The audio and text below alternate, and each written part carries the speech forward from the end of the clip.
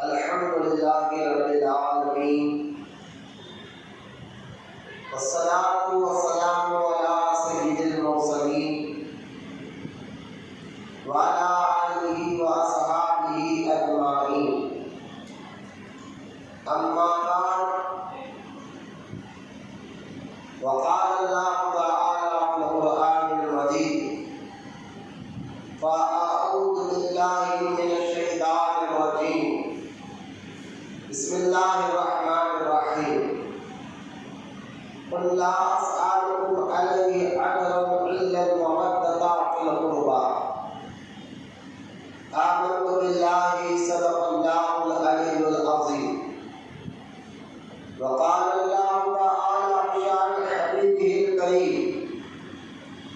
إن الله وملائكته يصلون على النبي يا أيها الذين آمنوا صلوا عليه وسلموا تسليما اللهم صل على سيدنا اللهم صل على محمد سيدنا ومولانا محمد مالك الجود والكرم وعلى آله وبارك وسلم صلاة وسلام عليك يا رسول الله صلى الله تعالى عليه وسلم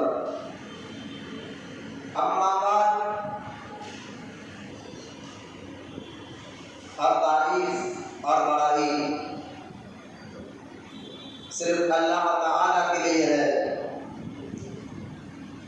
جو سارے جہان کا مالک ہے، مختار ہے اور جو سارے جہان کا پالنہار ہے۔ میں اس بات کی گواہی دیتا ہوں کہ اللہ تعالیٰ کے سوا کوئی عبادت کے لائق نہیں، وہ ایک ہے، اس کا کوئی ساتھی اور شریک نہیں۔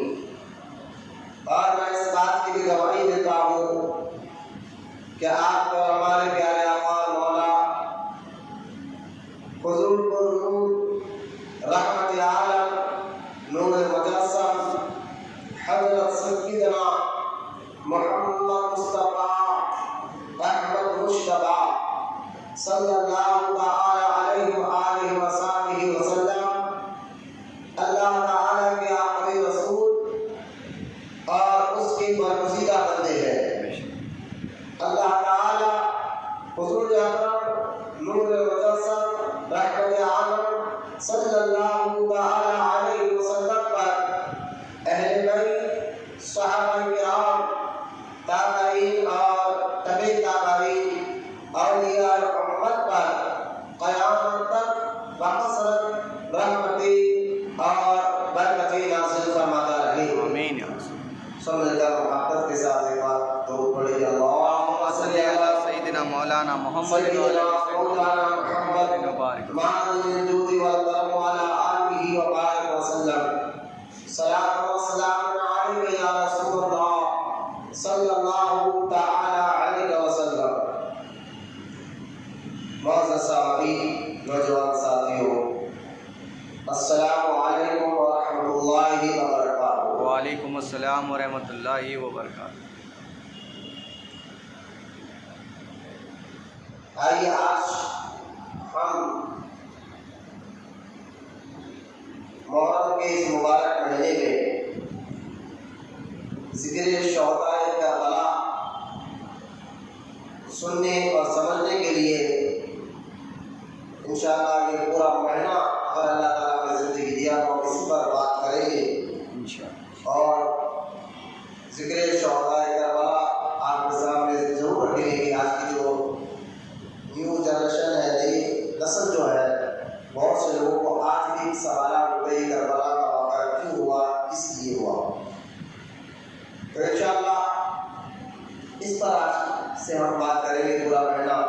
اللہ تعالیٰ نے کہنے کو سننے سے زیادہ عمل کی توفیق عطا فرمائے اور اپنے اسلاف کا، اپنے بزرگوں کا ذکر اس کے ساتھ ساتھ ان سے محبت عطا فرمائے۔ ایک بار درود پڑھیے، میرے شکر کے درود عطا فرمائے۔ آپ سامنے سامنے مدینہ مبارک درود پاک پڑھیں تو اللہم صلی علی سیدنا مولانا محمد مولانا محمد مالک الجود والکرم وعلی آلہ وبارک وسلم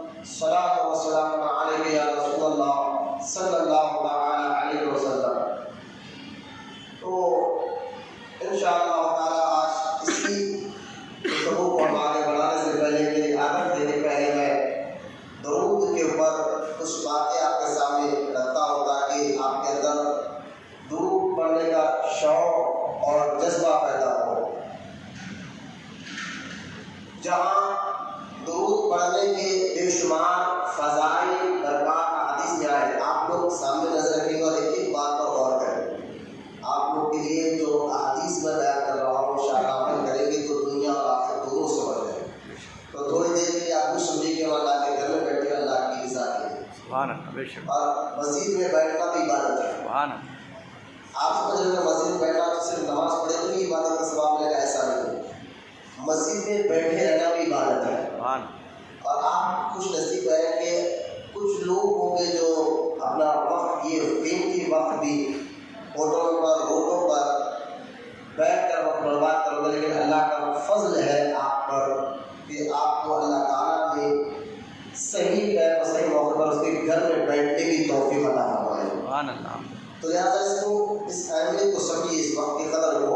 اور ایک ایک جملہ جو میں بتانے جا رہا ہوں یہ میرے بات میری تقریب کوئی اہمیت نہیں ہے، لیکن جو بات نکل رہی ہے وہ اللہ اس رسول کی بات ہے، سبحان اللہ اس کی اہمیت ہوتی ہے. اس کی ذرا آپ دیکھیں نا کوئی چیز کی اہمیت اور تو اس کو بھی ہمیں عزت دینا چاہیے. یہ اچھے مسلمان کی پہچان. تو عزت کی جگہ ہو تو اس جگہ کی عزت کرنا چاہیے. بات بھی ایسی ہو اور وہ بھی اس کی بات ہو جو ساری کائنات کا مالک ہو، اللہ اس رسول کی بات ہو، تو ایسے باتوں کو ہمیں بہت ہی زیادہ سنجیدگی سے یعنی غور سے سننا چاہیے تاکہ وہ بات ہمارے ذہن ہمارے فکر ہمارے سوچ میں بیٹھ جائے اور اللہ ہمیں اس پر عمل کی توفیق بھی عطا فرمائے. تو لہٰذا عادت ہے کہ پہلے درود کے اوپر کچھ بات کر دے تاکہ آپ کا ذہن بھی فریش ہو جائے اور درود پڑھنے کا شوق آپ کے اندر پیدا ہو. جہاں حدیث مبارکہ میں درود پڑھنے کے فائدے آئے ہیں وہیں پر کچھ ایسے واقعات بھی حدیث میں اور بزرگوں نے اپنی کتاب میں لکھا ہے.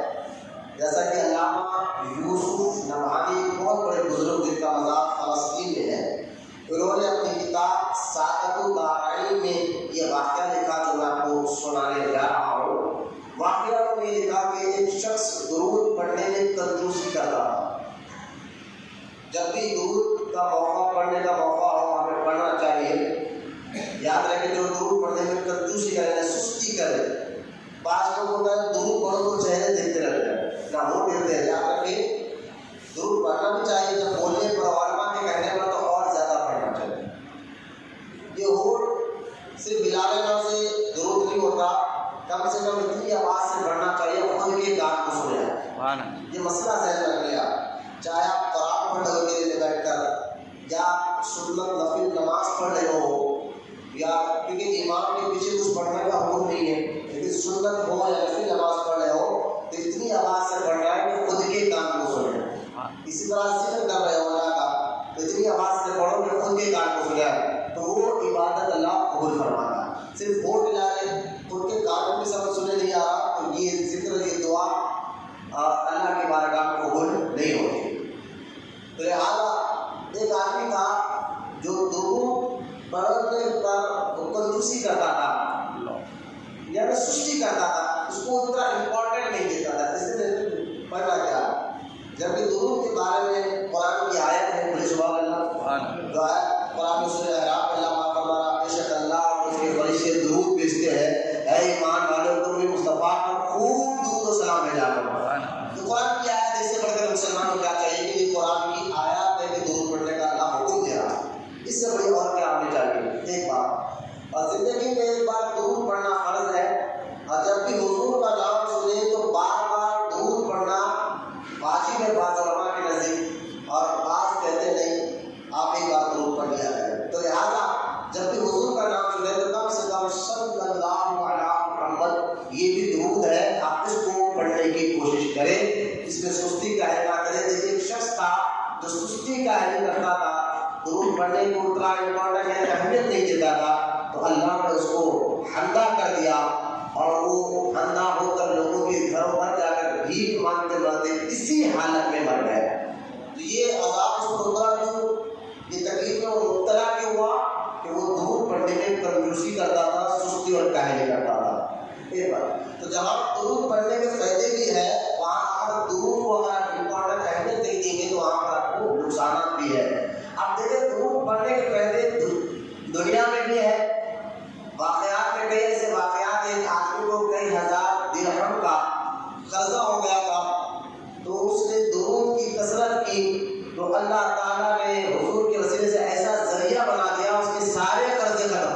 اس لیے حدیث مبارک میں آیا ہے کہ حضور صلی اللہ علیہ وسلم فرماتے ہیں کہ تم لوگ روزانہ 500 مرتبہ مجھ پر درود پڑھا کرو.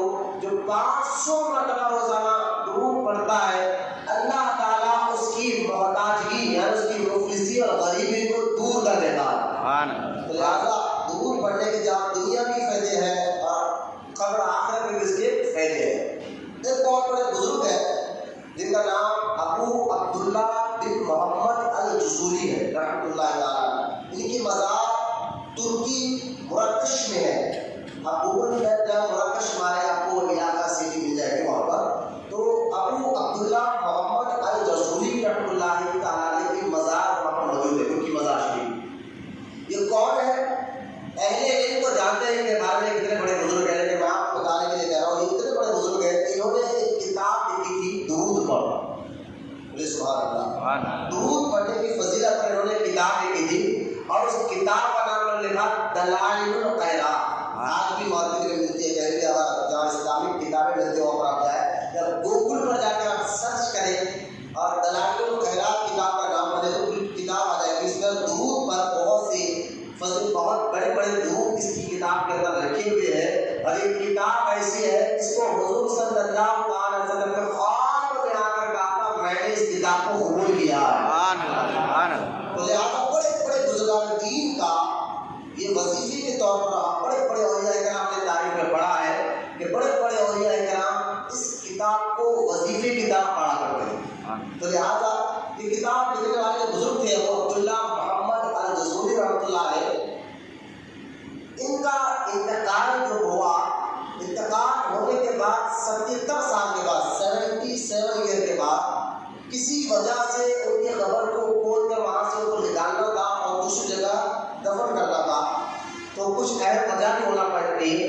تو لہٰذا اس وجہ کی تحت ان کے قبر کو ان کا انتقال ہو کر 77 سال ہو گیا تھا 77 ایئر. اس کے بعد ان کی قبر کو کھودا گیا تو بزرگوں نے دیکھا کہ ان کا کفن تک میلا نہیں تھا. جسم تو سلامت تھا ہی, کفن بھی میلا نہیں تھا. ایک بات. اور دوسری بات ان کے انتقال سے پہلے انہوں نے اپنی داڑھی کا تک بنایا تھا. داڑھی کو ایک مونٹ سے جب زیادہ بڑی ہو جاتی ہے, ایک مٹھی سے جب زیادہ بڑی ہو جاتی ہے تو اس کو کاٹنے کا پڑے. ایک مونٹ سے زیادہ بڑی ہونے کے بعد ایک مونٹ داڑھی رکھنا یہ داڑھی ہے اور یہ سنت ہے اور یہ واجب ہے. صرف داڑھی تھوڑی فرنٹ کٹ یہ کٹ چھوڑنے سے اس کو داڑھی میں یہ چیز شمار نہیں ہوتی. داڑھی کب شمار کی جاتی ہے؟ تب آپ کو سنت کا سوال ملے گا جب وہ داڑھی ایک مٹھی ہوگی. اور ایک مٹھی سے زیادہ نیچے رکھنا یہ بھی جائز نہیں ہے, جیسا کہ آپ کے وہابی بدعقیدہ لمبے لمبے داڑیاں رکھ لیتے ہیں. تو یاد رکھیے. تو بزرگ نے انتقال سے پہلے داڑھی کا خط بنایا تھا. اور جب آپ 77 سال پر قبر کھودی گئی تو ایسا چہرہ دکھ رہا تھا کہ جیسا کہ ابھی انہوں نے خط بنا کر ابھی کا انتقال ہوا. کسی نے امتحان لینے کے لیے ان کے چہرے پر انگلی رکھی, جیسا سکھوں کے چہرے پر انگلی رکھو تو خون ہٹ جاتا ہے, سفیدی آ جاتی ہے, پھر انگلی ہٹا تو خون آ جاتا ہے. اسی طرح ان کے جسم کے ساتھ یہی معاملہ ہوا. اور ان کو دفنانے کے بعد کئی سال تک ان کی قبر سے کستوری کی یعنی مشک کی خوشبو مہکا کرتی تھی. اور سارے لوگ کہتے تھے کہ یہ ابو عبداللہ محمد الجزوری وہ بزرگ ہے جنہوں نے درود پر کتاب بھی لکھی اور ساری زندگی کثرت سے حضور پر درود پڑھا کرتے تھے. درود پڑھنے سے جہاں دنیا میں اللہ تعالیٰ اس کے فائدے ظاہر کرتا ہے, قبر میں بھی اس کے فائدے ملا کرتے ہیں. اسی لیے میں اکثر آپ کے سامنے اپنے بیان سے پہلے درود کی فضیلت سے بتاتا ہوں تاکہ اندر آپ کے شوق اور جذبہ پیدا ہو, طلب پیدا ہو درود پڑھنے کی. اور یہ ہماری فطرت ہے, جب بندہ کو معلوم ہوتا ہے کہ کسی چیز میں اس کو فائدہ ہے تو وہ اس کو ضرور حاصل کرنے کی کوشش کرتا ہے. تو لہٰذا میں نے آپ کو درود کے اوپر ایک حدیث بھی سنائی, 2 واقعات بھی آپ کو سنا دی ہے. درود کے بے شمار فضائل کو انشاءاللہ سنتے رہیں گے, لیکن آج کا جمعے کا خطاب میرا اس موضوع پر نہیں ہے. آئیے محبت کے ساتھ پہلے ایک بار درود پڑھے, اس کے بعد ذکر شہداء کربلا کی جانب چلتے بڑے محبت سے اللہم صلی علی سیدنا مولانا محمد سیدنا مولانا محمد معاذ الجود والکرم وعلی آلہ وبارک وسلم. صلاۃ و سلام علیک یا رسول اللہ صلی اللہ علیہ وسلم. جیسا محرم کا مہینہ آج اور خصوصاً ہمارے ذہنوں میں کربلا کا واقعہ بڑا تازہ ہو جاتا ہے، اور یہ واقعہ صبح قیامت تک اس واقعے کو کوئی مسلمان عاشق اہل بیت، عاشق صحابہ، عاشق رسول اس واقعے کو کبھی بھلا نہیں سکتا۔ تو یہ واقعہ کربلا میں امام حسین رضی اللہ تعالیٰ عنہ اور ان کے خاندان کے ساتھ ہوا ہے۔ لیکن جیسے محرم کا مہینہ آتا تو کچھ لوگوں کا ذہن کیسا تبدیل ہو گیا ہے، وہ سمجھتے کہ محرم کے مہینے میں ہمیں کرنا کیا چاہیے، تو اس پر بھی خرافات پیدا ہو گئے ہیں، جو اسلام اس کی اجازت نہیں دیتا ایسے کام کر رہے ہیں۔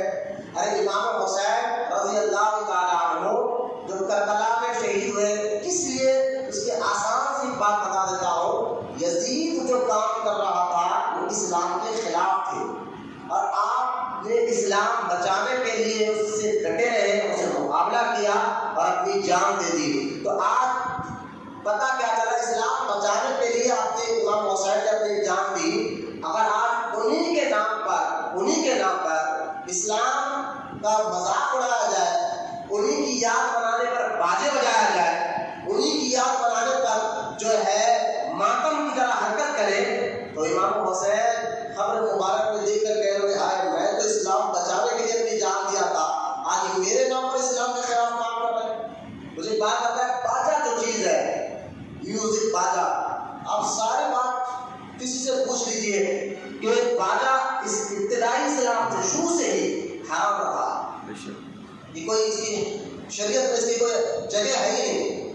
ڈف بجانا یہ حدیثوں سے تو ملتا ہے، جب حضور مکہ چھوڑ کر مدینہ آ رہے تھے تو کچھ چھوٹی چھوٹی بچیوں نے ہاتھ میں ڈف بجایا تھا اور حضور کا استقبال کیا تھا، یہ تو ملتا ہے۔ لیکن جو باجا آج بج رہا ہے اور جو میوزک ہو رہی ہے، تو جو یہ حرکت ہے، یہ تو شروع سے حرام ہے، بلکہ حدیث پاک میں آتا ہے کہ میوزک یا باجا یہ شیطان کی اذان ہے، شیطان کی اذان ہے۔ تو لہٰذا اسی لیے علماء کہتے ہیں مسجد میں اور اپنے فونوں موبائل سیلیکٹ کر لو، اللہ کے گھر میں شیطان کی میوزک ہوتی ہے تو یہ شیطان کی اذان۔ تو باجا اتنا حرام کا، اگر کوئی آپ کو مسلمان معاذ اللہ میں بتا رہا سمجھانے کے لیے مثال دینے کے لیے، شراب ہے، اگر کوئی کہے کہ شراب اسلام میں جائز ہے تو ہمارے کس بات کو بات بولیں گے، یہ تو شروع سے حرام ہے بھائی، ہم کیوں مانیں؟ تو جس طرح شراب شروع سے حرام ہے، اسی طرح باجا بھی حرام ہے شروع سے، آپ سے نہیں ہے، یہ مولویوں نے نہیں نکالا، آپ سمجھ رہے ہیں مولوی مفتیوں کا خبر ہے۔ تو محرم کے مہینے میں ڈھول بجانا، باجا بجانا، کچھ جائز قسم کے اپنے آپ کو سنی کہنے والے، درگاہوں پر جانے والے، فاتحہ دلانے والے کچھ لوگ جو ہے نا علم اٹھا کر، اور اس کے اوپر تماشا، ایک تو علم اٹھانا غلط، آج نیا فرقہ ہمارے حیدرآباد میں پیدا کر رہے ہیں، علم کو برا مت کرو، بھائی ہم علم کو برا نہیں کہہ رہے ہیں، میں اس پر بھی انشاءاللہ جواب دوں گا آپ کو، لیکن میں یہ بتایا ایک تو علم بٹھانا اٹھانا یہ غلط، دوسرا اس کے اوپر جو ہے باجا بجا رہے ہیں اور نام اس کے اوپر امام حسین کا لے رہے ہیں۔ ایک سچے مسلمان کو اپنے آپ سے سوال کرنا چاہیے کہ اس وقت امام حسین اس کو دیکھ کر خوش ہو گئے؟ کیا امام حسین اس لیے کربلا میں شہید ہوئے تھے؟ کہ آپ خود اپنے آپ سے سوال کریں تو آپ کو جواب آئے گا، خود کا ضمیر جواب دے گا، خود کا دل جواب دے گا، نہیں یار ایسا کام سے تو امام حسین خوش نہیں ہوں گے، تو آپ کا دل بھی کہے گا کہ ایسی ہمیں جگہ جانا بھی ہمیں نہیں چاہیے، ایسی جگہ دیکھنا بھی نہیں چاہیے اور جانا بھی نہیں چاہیے۔ اور کچھ لوگ اگر اس میں مبتلا ہے تو بعض لوگ کہتے ہیں باپ داداؤں سے چلتے ہوئے آ رہا ہے، میں نے کہا اسلام باپ داداؤں کی بات نہیں کرتا کہ بابا دادا جو کام کرتے تھے ہم بھی کریں گے، آپ کو وہ کام کرنا ہے جو اللہ اس کے رسول نے بتایا ہے اور جو قرآن حدیث نے بتایا ہے، آپ اس کو دیکھیں، اس پر لا کر بات کو سمجھنا چاہیے۔ تو خیر محرم کے مہینے میں جو خرافات بھی پیدا ہو رہے ہیں دھیرے دھیرے، اور لوگوں کو بتانے پر کچھ لوگ مان دیتے ہیں، کچھ لوگ نہیں مانتے، پھر بھی اپنا کام کرتے ہیں، کہتے ہم تو یا حسن یا حسین کر رہے ہیں، بھائی یا حسن یا حسین کرو، لیکن باجا بجانے سے تم اپنے آپ کو سوچ لو کہ تم کیا کر رہے ہو، امام حسین سے خوش نہیں ہوں گے، کیونکہ باجا بجا تھا جب امام حسین شہید ہوئے تھے تو یقیناً باجا بجا تھا، لیکن وہ باجا یزیدیوں نے بجایا تھا، وہ باجا امام حسین کی شہادت کی خوشی میں منایا تھا۔ جو یزیدیوں کا کام تھا وہ تم اپنے آپ کو حسینی کہہ کر رہے ہو، تو سوچنا چاہیے، لمحے فکر ہے اس بات کو، اللہ ہمیں سمجھنے کی توفیق عطا فرمائے۔ پیغام جو امام حسین نے دیا کربلا میں وہ پیغام یہی تھا کہ جان دینی پڑے تو جان دے دو لیکن نانا کے دین سے ہٹنا نہیں. یہی مزاج امام حسین کی. اس لیے میں کہتا ہوں کربلا کی جو جنگ ہے وہ جو لوگ کہہ رہے ہیں کہ وہ کرسی کی دماغ اللہ کرسی کے وہ کیریکٹر کی جنگ ہے. وہ کیریکٹر کی جنگ ہے. ایک کیریکٹر یزید کا تھا, اس کا عادت دیکھ لے, اس کے کردار دیکھ لے, اس کے مزاج دیکھ لے, اس کے کام دیکھ لے. اور ایک کیریکٹر امام حسین کا تھا جو خود ہی پاک ہے. اللہ تعالیٰ قرآن میں کہتا ہے کہ اہل بیت کو میں نے پاک کر دیا ہے. تو مزاج پاک, خاندان پاک, نام حسین پاک. تو یہ کیریکٹر ایک پاک اور ناپاک میں کیسے سودا ہو سکتا تھا؟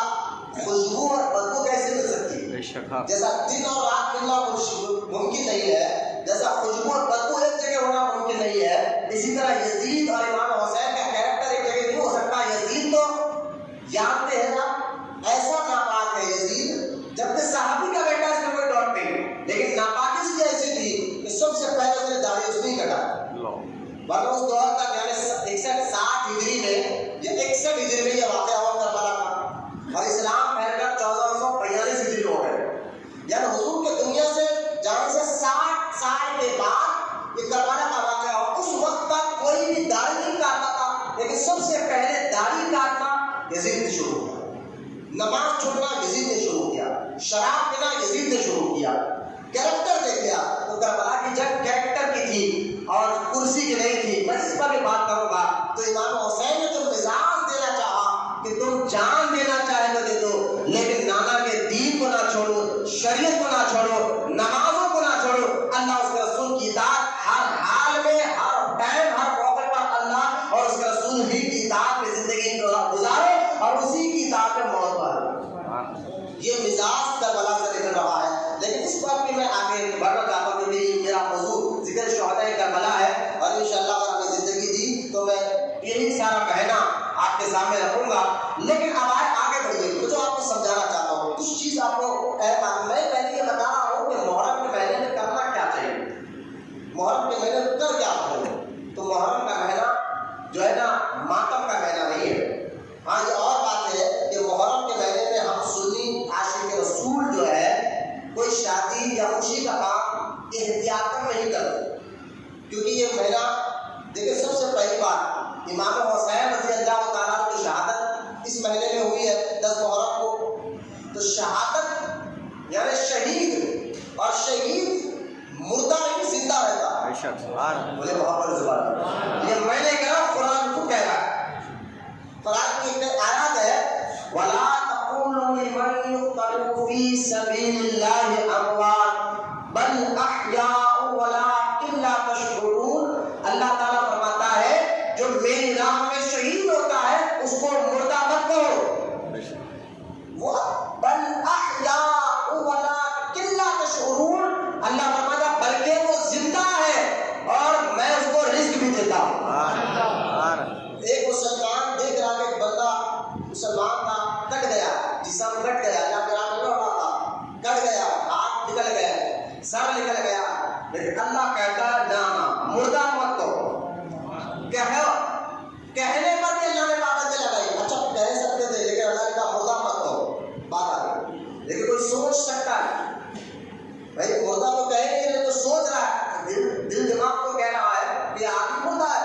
تو اللہ تعالیٰ نے ایک اور آیت قرآن میں اتار کر فرمائی میری راہ میں لڑنے والے اور جان دینے والے کو مردہ کہنا بھی منع ہے, مردہ سوچنا بھی منع ہے. تو یہ غم کا مہینہ کہاں آپ مجھے بتائے, غم اگر دیکھیں پہلے غم ہے کیا, اس کا حکم کیا قرآن میں حدیث میں, بس یہ سمجھ جائیے. آپ اس کو سمجھ جائیں گے تو غم کو بھی آپ سمجھ جائیں گے. قرآن حدیث میں غم بتانے کا طریقہ کیا ہے, کیونکہ اسلام ہمیں ہر چیز میں رہنمائی کرتا ہے. ہمارا مذہب ایسا مذہب ہے کہ خوشی کیسا منانا ہے, غم کیسا منانا ہے, یہ خوشی کا طریقہ بھی بتاتا ہے اور غم کا طریقہ بھی بتاتا ہے. یہ واضح کر دیا. تو پہلے آپ یہ جاننا چاہیے کہ غم منانے کا طریقہ کیا ہے, اسلام اس کی کیا اجازت دے رہا ہے. دیکھیے مولوی کا لوگ کہہ رہے ہیں زکات فطرہ والے مولویوں کی لکھا ہے تقریبی بات ہے, میں نے کہا شرم کرو, تھوڑی شرم بولنے سے پہلے. قرآن حدیث کی باتوں کو تم زکات فطرہ والے مولویوں کی بات کر رہے ہو, سوچنا چاہیے تمہیں. تم یہ پیغام کیا دینا چاہتے ہو کہ جاؤ علم دیکھو؟ اس سے فائدہ کیا ہے دین کو؟ آپ مجھے بتائیں، کچھ فائدہ مل رہا ہے دین کو آپ اس عمل سے؟ بھائی وہ کام کرو جس سے دین کو فائدہ پہنچتا ہو۔ میلاد کا جلوس ہم اس لیے نکالتے ہیں کہ پتا چلے غیروں کو بھی کہ غلام ابھی زندہ ہے، اس سے فائدہ ملتا ہے دین کو، سامنے والے کا رواب چلتا ہے، بہت سے فائدے ہیں۔ لیکن یہ اہم بات ہے کہ زکات کی طرح بھائی 1400 سال ہو گیا اسلام آتا، شروع سے غم کا طریقہ بتایا گیا ہے۔ غم کا طریقہ میں آپ بتاتا ہوں، دیکھیں باہر شریف اور مشہور کتاب اس میں آپ دیکھیں، اور علامہ تفتانی کی شرح آئی بڑی مشہور کتاب ہے، سے دنیا کے مدرسوں میں پڑھائی جاتی ہے، اس کتاب میں بھی آپ دیکھیں، اگر آپ گوگل پر سرچ کریں کتابوں کا نام آ جائے آپ کو عموماً انگلش میں بھی کتابیں آ جائیں گی، اگر کسی کو انگلش پڑھنا آتا ہے، اردو میں بھی یہ کتابیں آ جاتی ہے۔ تو شرح آئی تھے علامہ تفتانی کہتے ہیں غم منانا اسلام میں، دیکھیں اگر کسی کا انتقال ہو جائے، کوئی مر جائے تو غم کا طریقہ یہ سوگ ہے، غم کا اظہار کرنا، تکلیف کا غم کا اظہار کیسے کرنا، یہ بھی حضور نے بتایا۔ سرکار نے منع فرمایا کسی میت کے سامنے بال کھول کر رونے کے اور اپنے کپڑے مار کر سینے پہ مار کر، حدیثوں میں یہی لفظ ہے، بال کھول کر رونا، منہ پر مار کر رونا اور سینے پہ ہاتھ مار کر رونا اور اس کے بارے میں بیان کر رونا۔ سرکار نے فرمایا ایسا مت کرو، یہ کام اللہ کو پسند نہیں ہے، یہ حرام ہے، اور دوسری بات ایسا کرنے سے میت کو خود تکلیف ہوتی ہے۔ تو آپ رو کر کیا ثابت کرنا چاہتے ہیں؟ ہاں رونا آتا ہے، فطرت ہے، عادت ہے، کسی کے اپنا کا انتقال ہو تو آنکھوں سے آنسو جا رہے ہیں، کسی میں منع نہیں ہے، کسی میں منع نہیں ہے، آنکھوں سے آنسو جا رہی ہے اور آپ بیان نہیں کر رہے ہیں، کوئی تھپڑے نہیں مار رہے ہیں اور تھوڑی آواز بھی رونے میں نکل گئی تو اس میں بھی منع نہیں ہے، اس میں بھی منع نہیں ہے۔ لیکن منع کب ہے؟ جب آپ رات کو تھپڑے آپ مار رہے ہیں، بارہ پھوڑ رہے ہیں، اور جس سے اکثر کچھ عورتیں ایسی حرکتیں کرتی ہے، تو لہٰذا یہ ساری چیزیں منع ہے۔ غم منانے کا طریقہ نے تو حضور بتایا اور محمد لوگ کہتے ہیں غم مناؤ، میں آپ کو بتاتا ہوں غم کس کا منایا جاتا ہے۔ دیکھیں اگر کسی عزیز کا انتقال ہو جائے تو غم منانے کا حکم 3 دن ہے شریعت۔ کتنے دن ہے؟ 3 دن۔ سب مل کر رہے کتنے دن ہے؟ 3 دن۔ یہ شریعت کا عمل ہے، کوئی مولوی کا فتویٰ نہیں ہے، کسی مفتی کا فتویٰ نہیں ہے، کوئی بولے گا یہ مولوی کا بات کرتا رہے، یہ کسی مولوی کی بات نہیں ہے بھائی، یہ حدیث کی بات ہے، قرآن کی بات ہے۔ یہ بات ہے 3 دن غم منانا، اسی لیے دیکھیں تعزیت کسی کے انتقال پر گھر، اگر آپ انتقال کے دن جا نہیں سکے تو دوسرے دن آپ جاؤ اس کو پوسا دینے کے لیے، دوسرے دن بھی کسی وجہ سے آپ جا نہیں سکے تیسرے دن جاؤ، لیکن چوتھے دن آپ نہیں جا سکتے۔ ہاں ملاقات کے لیے آتے، تعزیت دینے اس کو پوسا دینے کی نیت سے نہیں جا سکتے آپ، ملاقات تو الگ بات ہے، لیکن پوسے کی نیت سے جانا جائز نہیں ہے۔ تو غم 3 دن تک ہے، ہاں 4 مہینے 10 دن غم منانا عورت کو ہے کب؟ جب اس کا شوہر کا انتقال ہو جائے، یہ بھی ذہن رکھیے، شوہر کا انتقال ہو جائے تو صرف عورت کو ہے 4 مہینے 10 دن تک غم منائے۔ غم کیسے منائے؟ تو وہ غم منانے کے وہ بھی طریقے سرکار نے بتایا۔ عورت غم کیسے منائے؟ بولے دیکھو اچھے کپڑے نہ پہنے، نئے کپڑے، وہ بلا ضرورت گھر کے باہر نہ نکلے، عدت کے دن گزارے 4 مہینے 10 دن تک، اور چہرے پر میک اپ وغیرہ ساری چیزوں سے پرہیز کرے۔ یہ ساری باتیں ڈیٹیل کے ساتھ بتائی گئی ہے۔ یہ میں آپ کو غم منانے کا طریقہ بتا رہا ہوں۔ اسلام میں 3 دن غم منانا ہے، چوتھے دن نہیں۔ اگر آپ کوئی کہے کہ محرم کا مہینہ غم کا مہینہ ہے تو آپ اس سے کہنا یہ واقعہ ہو کر 1400 سال ہو گیا۔ بولے محمد سبحان اللہ، یہی شہید بچانے کے لیے امام حسین شہید ہوئے۔ اگر انہی کا نام لے کر غم مناؤ گے تو امام حسین بولے گے لانا کی شہید میں غم 3 دن ہے، چوتھے دن نہیں ہے، اور امام حسین کا واقعہ ہو کر 1400 سال ہو گیا، اب تک تم غم کیوں منا رہے ہو؟ ایک بات تو غم نہیں مناتے۔ ہاں کیوں نہیں مناتے؟ کیونکہ حسین کو مردہ نہیں سمجھتے۔ سبحان اللہ، بولے ہم حسین کو مردہ سمجھتے ہی نہیں، سبحان اللہ، ہم وہ بنائے جو ان کو مردہ سمجھے۔ حسین کل بھی زندہ تھا، حسین آج بھی زندہ۔ سبحان اللہ، پھر مولانا جذبے میں بات کر رہا ہے، جذبے میں نہیں، ہوش و حواس میں بات کر رہا ہوں۔ لیکن شہید کو مردہ کہنا بھی منع ہے اور سوچنا بھی منع ہے، قرآن میں اللہ خود قانون بنا دیا۔ اور حسین جیسا شہید سید الشہداء امام علی مقام رضی اللہ تعالیٰ عنہ جیسے شہید کو مردہ سمجھنا اور کہنا، یہ ان کو مردہ سوچنے والا بھی، مردہ کہنے والا بھی قرآن کے خلاف جا رہا ہے۔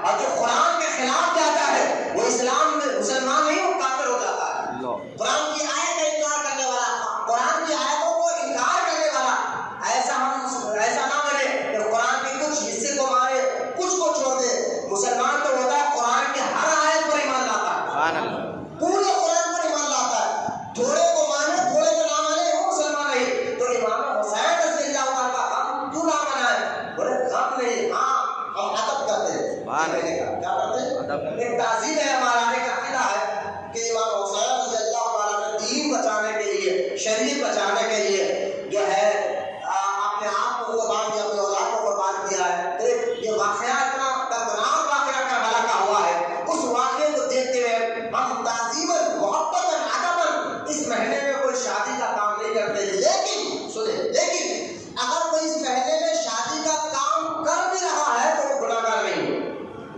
واضح کر کیا وہ گناہ نہیں کر رہا، ورنہ پتا کہ شریعت غم بنانے کا طریقہ بتا دیا۔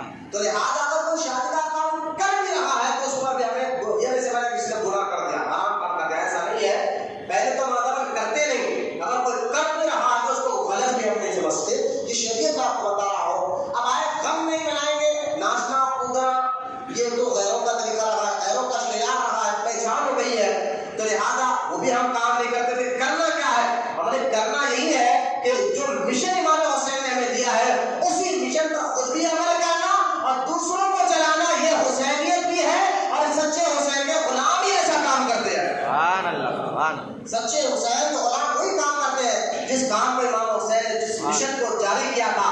آج دیکھ لے انہیں کی اولاد، بڑے بڑے اولیاء کرام آئے انہیں کی اولاد میں، اسی مشن کو آگے لیتے ہوئے انہوں نے کام کیا ہے جو مشن کربلا سے چلا تھا، جو مزاج امام حسین دینا چاہتے تھے، وہ مزاج ان کی اولاد میں غوث اعظم نے بغداد میں بیٹھ کر دیا، اجمیر میں غریب نواز نے بیٹھ کر دیا، بٹرگاہ میں بندہ نواز نے بیٹھ کر دیا، دلی میں نظام الدین اولیاء نے بیٹھ کر دیا۔ یہ سب سعادت ہے، یہ سب سید ہے۔ کس مشن کو لے کر چلے ہم؟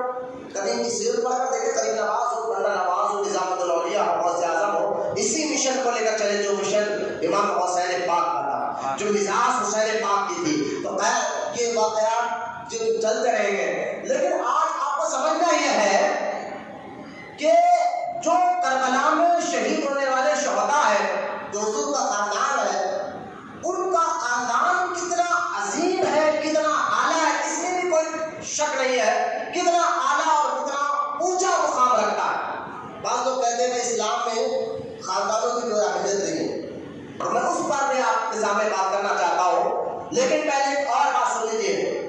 اہل سنت کا جماعت کا جو عقیدہ ہے، جب بھی میں اہل سنت کہوں تو اہل سنت کوئی فرقے کا نام نہیں، یہ بات نہیں ہے۔ اہل سنت کوئی فرقے جیسا تبلیغی جماعت، دیوبندی جماعت کے فرقے ہے، لیکن اہل سنت کسی فرقے کا نام نہیں ہے۔ اہل سنت پوری امت کا نام ہے، جو حضور کی امت ہو، حضور کے غلام ہو، پوری امت کا نام اہل سنت ہے، کیونکہ اہل سنت امت محمدیہ کو کہا جاتا ہے، ایک بات۔ اور اہل سنت کا مطلب میں آپ کو بتاتا ہوں، سنی مسلمان کو شارٹ میں کہتے ہیں، لیکن پورا کیا کہتے ہیں؟ اہل سنت و جماعت۔ اہل سنت کا مطلب ہے نبی کے طریقے پہ چلنے والا، اور وہ جماعت، اور نبی کے طریقوں کو سب سے پہلے چلے کس نے؟ صحابہ نے۔ صحابہ نے تو حضور سے دین سکھایا نا، اس کے بعد تابعین تک پہنچا، اس تک ہم تک اولیاء تک پہنچا ہے، اولیاء سے ہم تک پہنچا ہے۔ تو نبی نے صحابہ کو بتایا تو جماعت صحابہ ہو گئے، تو لہٰذا اہل سنت نبی کے طریقے پہ چلنے والے، اور صحابہ کون؟ جن کے بارے میں حضور نے ارشاد فرمایا میرے صحابہ آسمان کے تاروں کی طرح ہے، کسی ایک کے بھی طریقے کو اپنا لو تم منزل تک پہنچ جاؤ گے، بھٹکو گے نہیں ہے۔ تو پتہ کیا چلا؟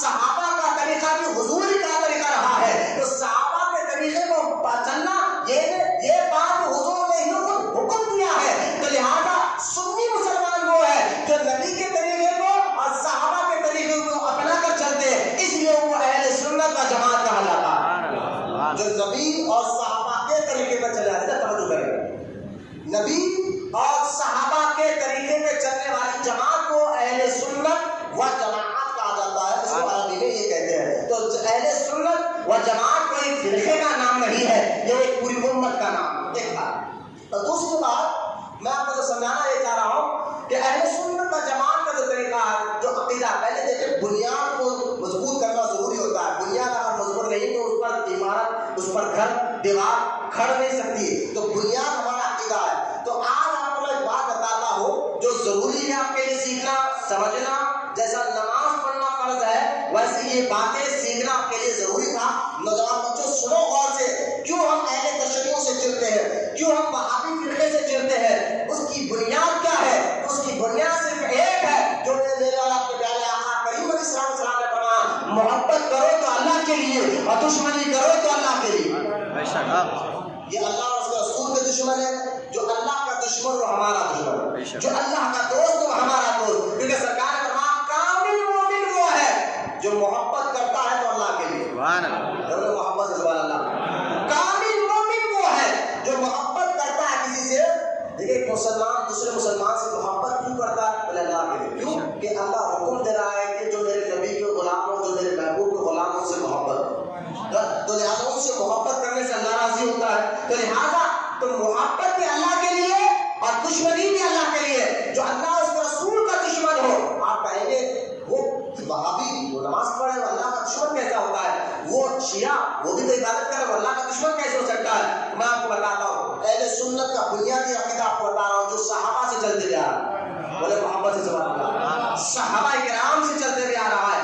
آج تک میں آپ وہی طریقہ میں آپ کو بتاتا ہوں. پہلے تو آ جائے کیونکہ محرم کا مہینہ چل رہا ہے. لوگ جو ہے نا ماتم کو شہادت کو دیکھ کر کہتے ہیں بھائی کیا کام ہو رہا ہے. تو پہلے آپ سن لیجیے وہ مسلمان نہیں ہے.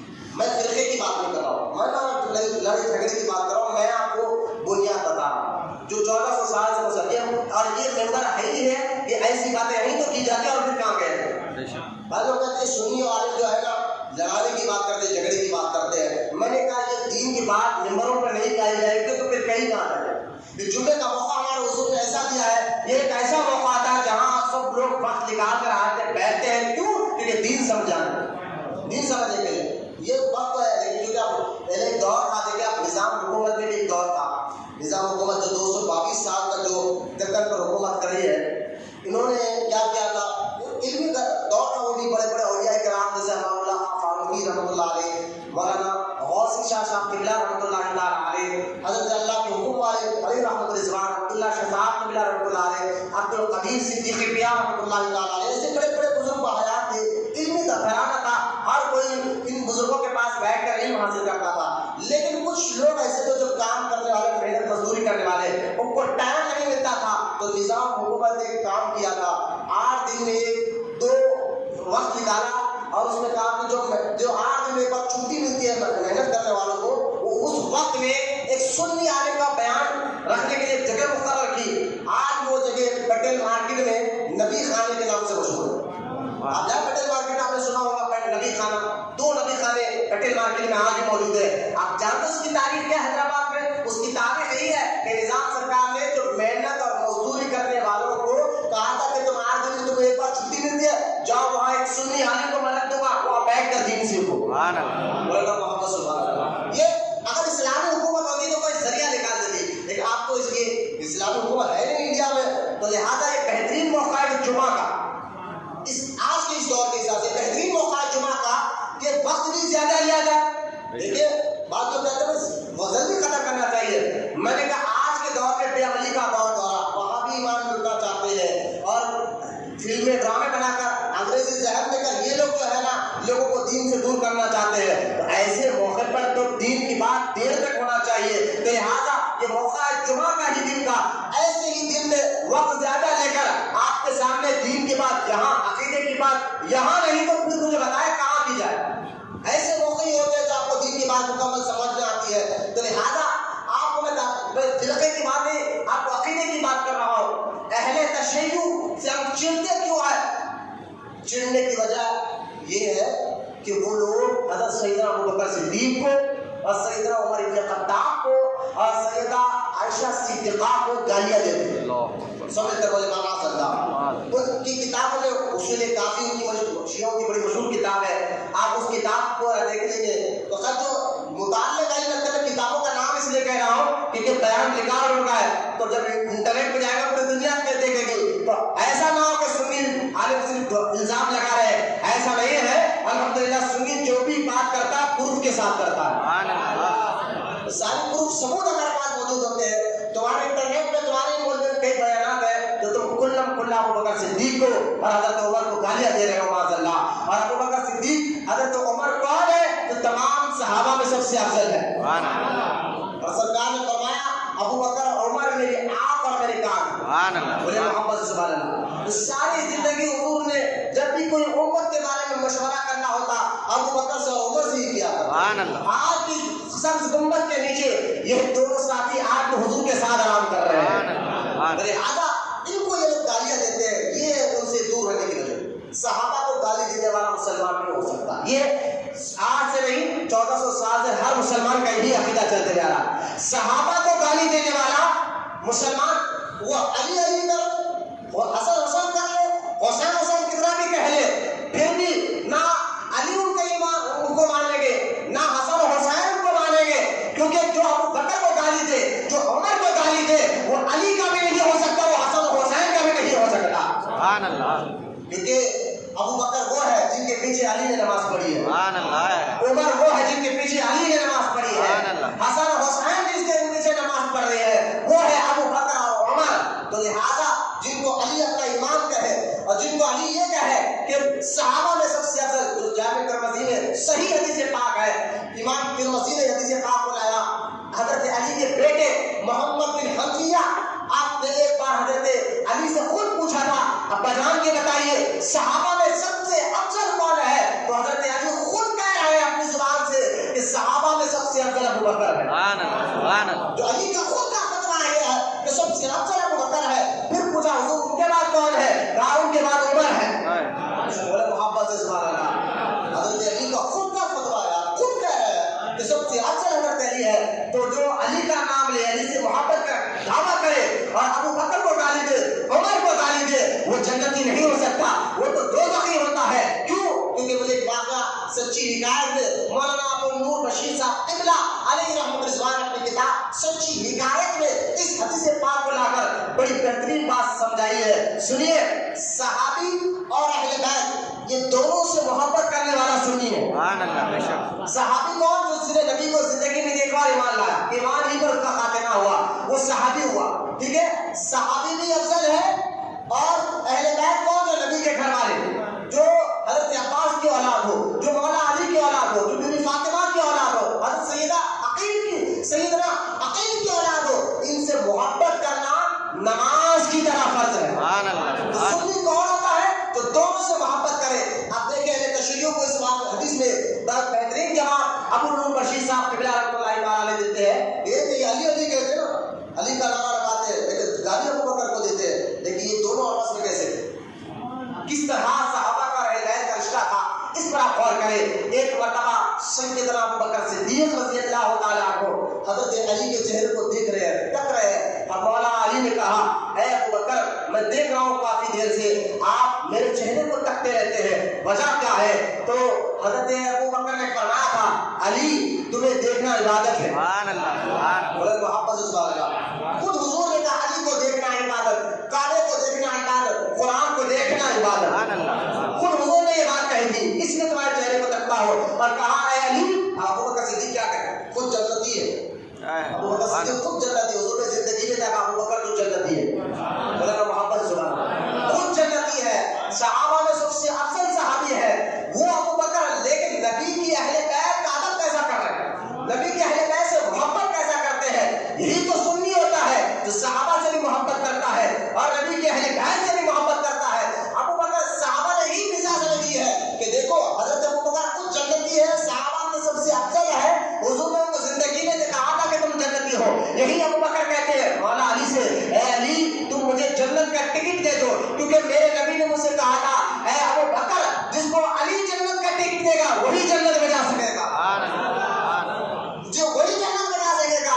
मौला अली कहते हैं, अब सुनो ये अली कहने वालों को जवाब दे। मौला अली कहते हैं, ऐ अबू बकर सच कहते हो, हुजूर ने कहा, लेकिन सुनो मुझे भी हुजूर ने एक बात कही। सुभान अल्लाह। और फरमाया हजरत अली ने कि अबू बकर मुझे भी हुजूर ने एक बात कही, ऐ अली जन्नत का टिकट उसी को देना जिसके दिल में अबू बकर और उमर की मोहब्बत होगी। तुम अली अली करते हो और अबू बकर उमर को गालियां देते हो। खुद मौला अली कहते हैं जिसके दिल में अबू बकर और उमर की मोहब्बत होगी उसी को मैं जन्नत का टिकट दूंगा, वही जन्नत में जाएगा। हजरत अली रज़ियल्लाहु अन्हु सहाबा और अहले बैत में कोई इख्तिलाफ था ही नहीं। कोई झगड़े तो हुए ना, झगड़े, वो झगड़े की जरा इस्तिहादी झगड़े थे, उस पर इंशाअल्लाह ताला आने वाले दिनों में आपके सामने रखूंगा। लेकिन वो दीन के मसले को लेकर झगड़े नहीं थे, वो जातियात को लेकर झगड़े नहीं थे, कुछ गलत फहमी के मामला थे। और मैं बताऊं कुरान पाक में अल्लाह पाक कह रहा है, कुल्लन कहा, ऐ मेरे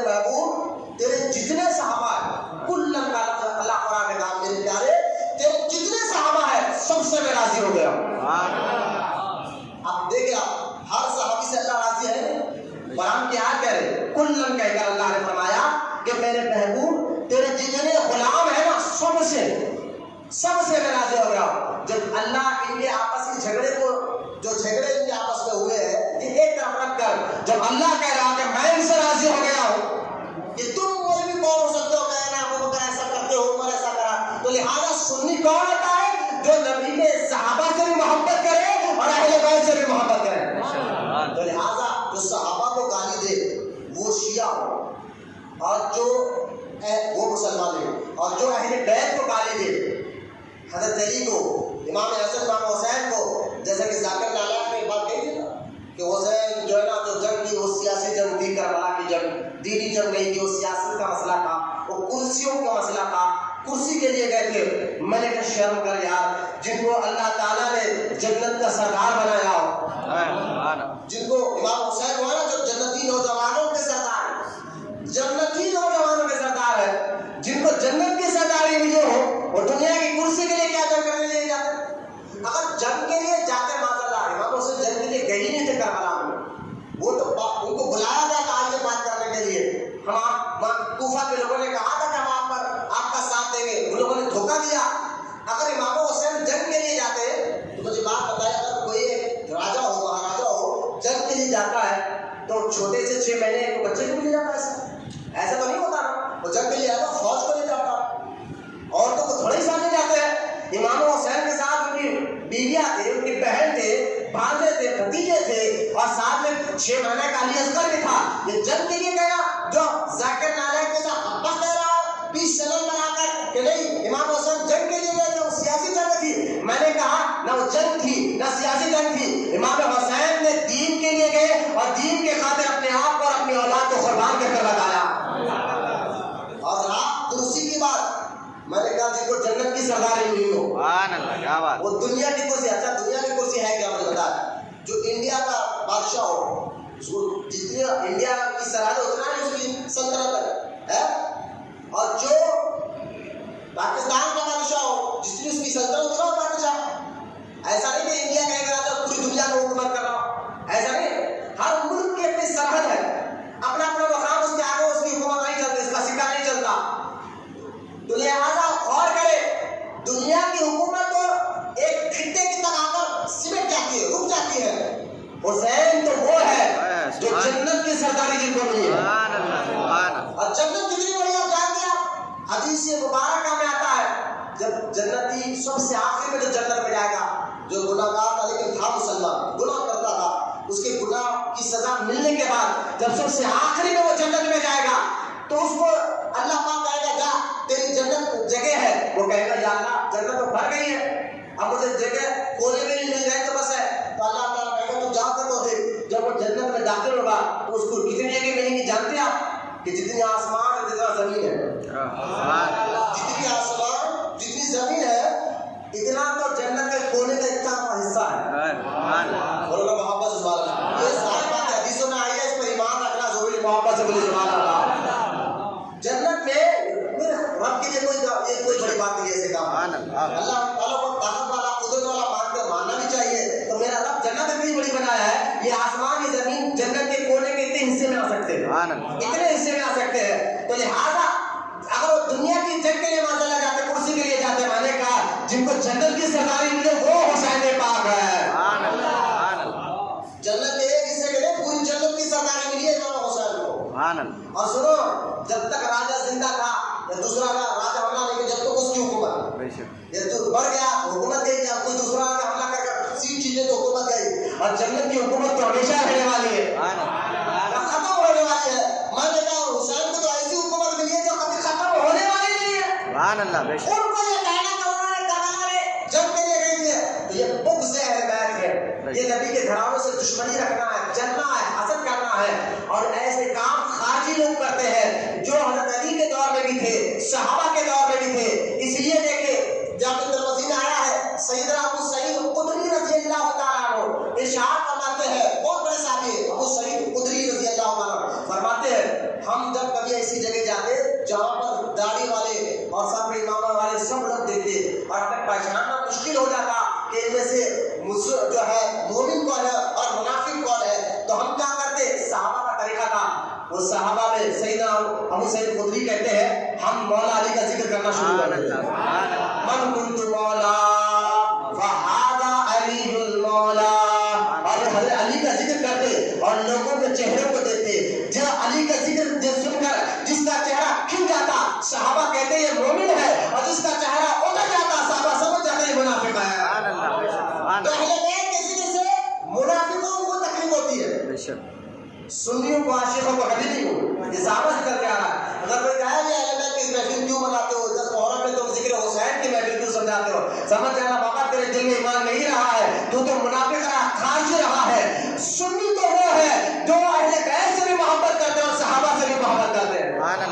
سمجھ گیا ہم اصول سنی ہے اہل سنت جو صحابہ سے بھی محبت کرتے ہیں اور اہل بیت سے بھی محبت کرتے ہیں. اگر کوئی بھی شیعہ کا کہنا نہیں ابو بکر نے یہ کام کیا تھا, حضرت عمر نے ایسا کیا تھا, اماں عائشہ نے ایسا کیا تھا, ساری جھوٹی باتیں روایتیں کرتے ہیں. اور کوئی آ کر کہے امام حسین نے یہ غلطی کی, امام حسین نے ایسا غلطی کی, علی نے ایسا غلطی کی, اس کی بھی بات مت مانو. کہا نہ تجھ سے مطلب ہے نہ تجھ سے مطلب ہے, ہم تو دونوں سے محبت کرنے والے ہیں, دونوں کا ادب کرنے والے ہیں. اور یہ محبت دونوں سے کرنا یہ ایمان ہے.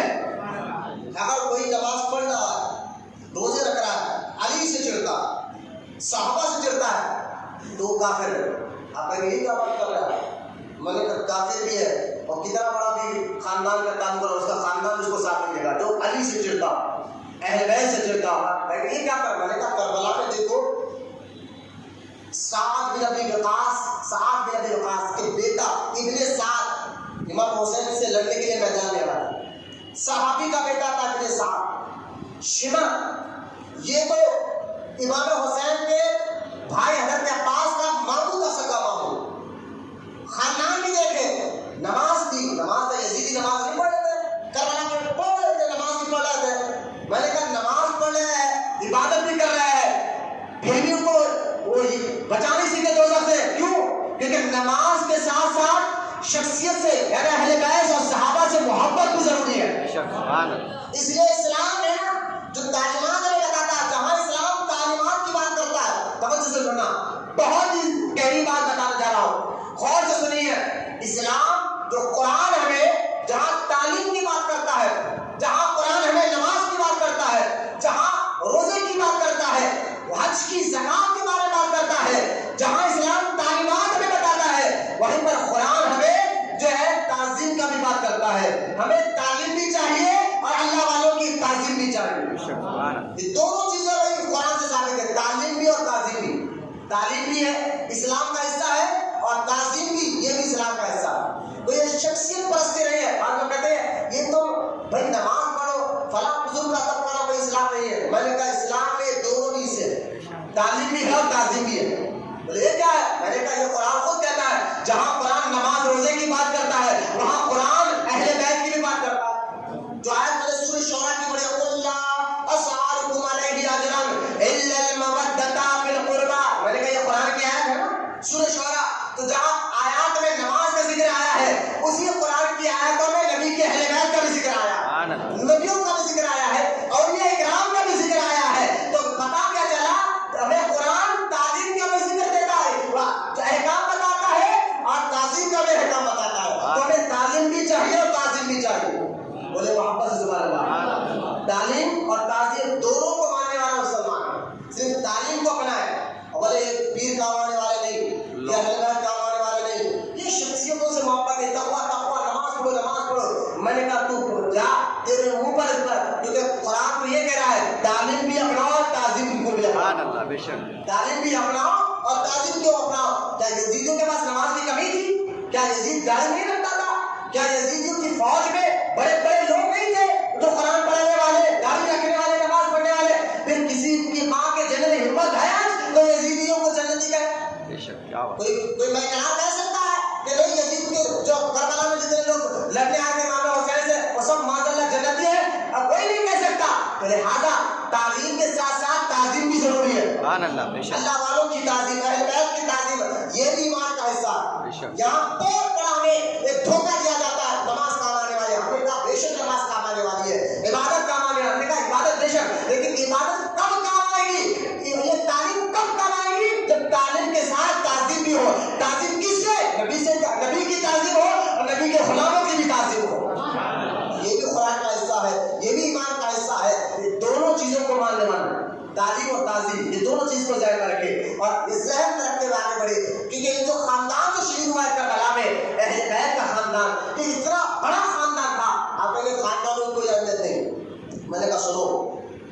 ہوتی ہے اور نہیں ہوتی؟ میں نے کہا سنو، سارے مخلوق کو پیدا کرنے والا کون؟ بولے نا سمجھ کر یہاں ایک بات سمجھانا چاہتا ہوں، سنیں، مخلوق کو پیدا کرنے والا اللہ، وہ خالق ہے سب کا۔ خالق وہ جو مخلوق نہیں، مخلوق وہ جو خالق نہیں، ٹھیک ہے؟ مخلوق پیدا ہونے والی چیز، خالق وہ جو پیدا کرنے والا، اس لیے اللہ کو خالق کہتے ہیں۔ اللہ مخلوق نہیں، خالق ہے۔ تو اللہ تعالیٰ نے ساری مخلوق کو پیدا، انسان ساری کائنات بنانے والا اللہ، جب اللہ نے ساری مخلوق کو جب پیدا کی ہے، اب آپ خاندان کیا کام دیتے ہیں؟ اس سے اندازہ کرو کہ نبی کا خاندان کیسا تھا، کربلا میں شہید ہونے والے شہداء کا مقام مرتبہ کیا تھا۔ یہ ایمان کا حصہ ہے، اس کو ایک ایک بات کو توجہ کریں۔ میں ایک مثال دے کر سمجھانا چاہتا ہوں، ساری مخلوق کو پیدا کرنے والا اللہ، ٹھیک ہے؟ لیکن ایک مثال دیکھ لیں آپ، آم، جیسے کہ آم کے دن چلے گئے، لیکن آم یہ ایک مخلوق ہے نا اللہ، اس کو پیدا کرنے والا اللہ، لیکن ہم نے ایک منڈی میں دیکھا کہ ہے تو یہ آم لیکن ریٹ الگ الگ ہے۔ بولے کیوں؟ بھائی یہ آم کا یہ ریٹ ہے، یہ آم کا یہ ریٹ ہے، دیکھنے میں تو سارے آم ہیں، کسی کا یہ فلاں وسیلہ آم ہے، فلاں یہ کاٹنے والا، وہ نام اس کے الگ الگ بتا دے، کیوں؟ بولے اس کی نسل الگ ہے، اس کی نسل الگ ہے۔ یہ نسلیں جو ہے نا گھٹاتی بھی ہے اور بڑھاتی بھی ہے۔ یہ آم دکھنے میں ہے تو ہم جنسی، لیکن اس میں فرق ہے، اس میں فرق ہے کہ یہ اونچی نسل کا آم ہے اس لیے اس کا ریٹ اونچا ہے اور اس کی مٹھاس بھی الگ ہے، نیچی نسل کا آم ہے اس کا ریٹ بھی کم ہے، اس کا مٹھاس بھی کم ہے۔ تو اسی طرح آپ دیکھ لیں، آپ زمین میں سورہ اعراف میں اللہ تعالیٰ سورہ اعراف میں قرآن میں فرماتا کہ ہم نے ایک اچھی زمین پیدا کی، ایک بنجر زمین، زمین تو ایک ہی ہے لیکن کہیں پر بیج ڈالو تو اناج نکلتا، اور کہیں پر بیج ڈالو، پانی ڈالو تو وہاں سے اناج پودے نکلتے ہیں، اور کہیں پر پانی ڈالنے سے صرف کیچڑ پیدا ہوتا ہے، اناج نہیں نکلتا۔ تو زمین تو ایک ہے، زمین تو ایک ہے، لیکن دونوں میں فرق کیوں آ گیا ہے؟ اللہ کہتا ہے اس کو ہم نے اچھی زمین بنائی ہے، یہ بنجر زمین ہے، جہاں پانی ڈالو اچھی زمین پر تو وہاں سے پودے اگتے ہیں، اناج نکلتا ہے، اور جہاں پانی ڈالو تو صرف کیچڑ کے کچھ نہیں نکلتا۔ اسی طرح انسان کو بنانے والا بھی اللہ ہے، لیکن فرق اللہ نے بتا دیا، مومن کا مقام اور ہوتا ہے، کافر کا مقام اور ہوتا ہے۔ مالک تو ایک ہے، فرق کیوں؟ میں نے کہا دیکھو، جیسا زمین تو ایک ہے لیکن فرق کیوں؟ بولے یہ نسل کا فرق ہے، یہ جو ہے نا نسل کا فرق ہے۔ آم تو ایک ہے، فرق کیوں؟ کہاں نسل کا فرق ہے۔ اسی طرح آپ غور مل جائے کہ جب مومن وہ ہوتا ہے جب ایمان کی روشنی نور اس کے سامنے آتا ہے وہ فوراً اس کو مان لیتا ہے، اور بعض جو ہے نا بنجر زمین کی طرح ہوتے ہیں، اجالا کتنا بھی آؤ سوائے کیچڑ سے، پانی کتنا بھی گرو تو بنجر زمین سے سوائے کیچڑ کے کچھ نہیں نکلتا۔ تو لہٰذا کچھ انسانوں میں بھی لوگ ایسے ہوتے ہیں کہ کتنا بھی ان کو دین کی بات بتاؤ، سوائے ان کے اندر کا اندھیرا اس اجالے کو ماننے کے لیے تیار نہیں ہوتا ہے، اور کچھ کی دل کی زمین اتنی صاف ہوتی ہے قرآن کی ایک آیت سے پورے قرآن کو مان لگ جاتا ہے۔ تو لہٰذا اللہ کا شکر ادا کرو کہ ہم اس نسل میں اللہ نے پیدا کروایا۔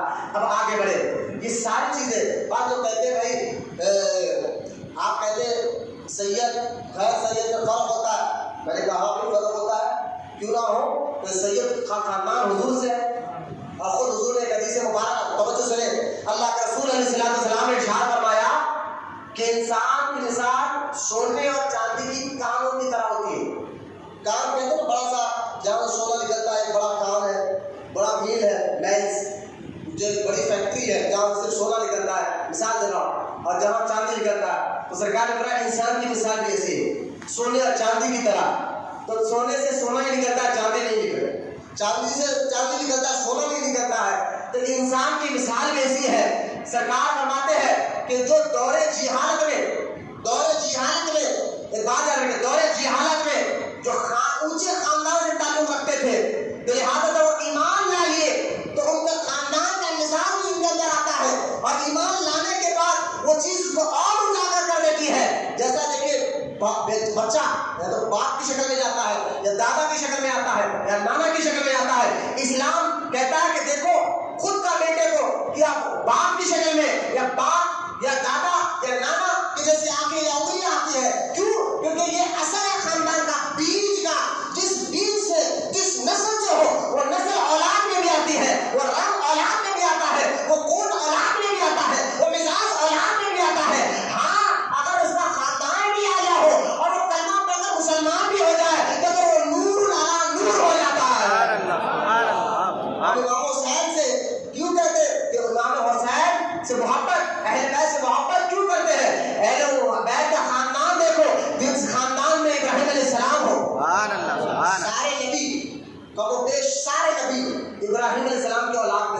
خود ہمارے نبی بھی آل ابراہیم ہے، ابراہیم علیہ السلام کی اولاد سے ہے، جو اہل بیت آل ابراہیم بھی ہے اور آل محمد بھی ہے۔ ہمارے اہل بیت کا خاندان دیکھیے پہلے جو کربلا میں شہید ہوئے، وہ کیسا زبردست خاندان تھا، اور جن کو ماننا ایمان تھا، جن کا انکار کرنا کفر تھا۔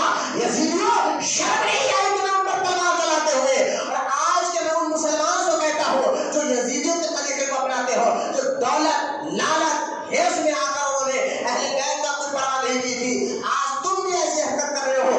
ایمان کو پہلے آگے رکھو، ایمان کو کسی حالت میں اس کا سودا مت کرو، ایمان کو پہلے آگے رکھو۔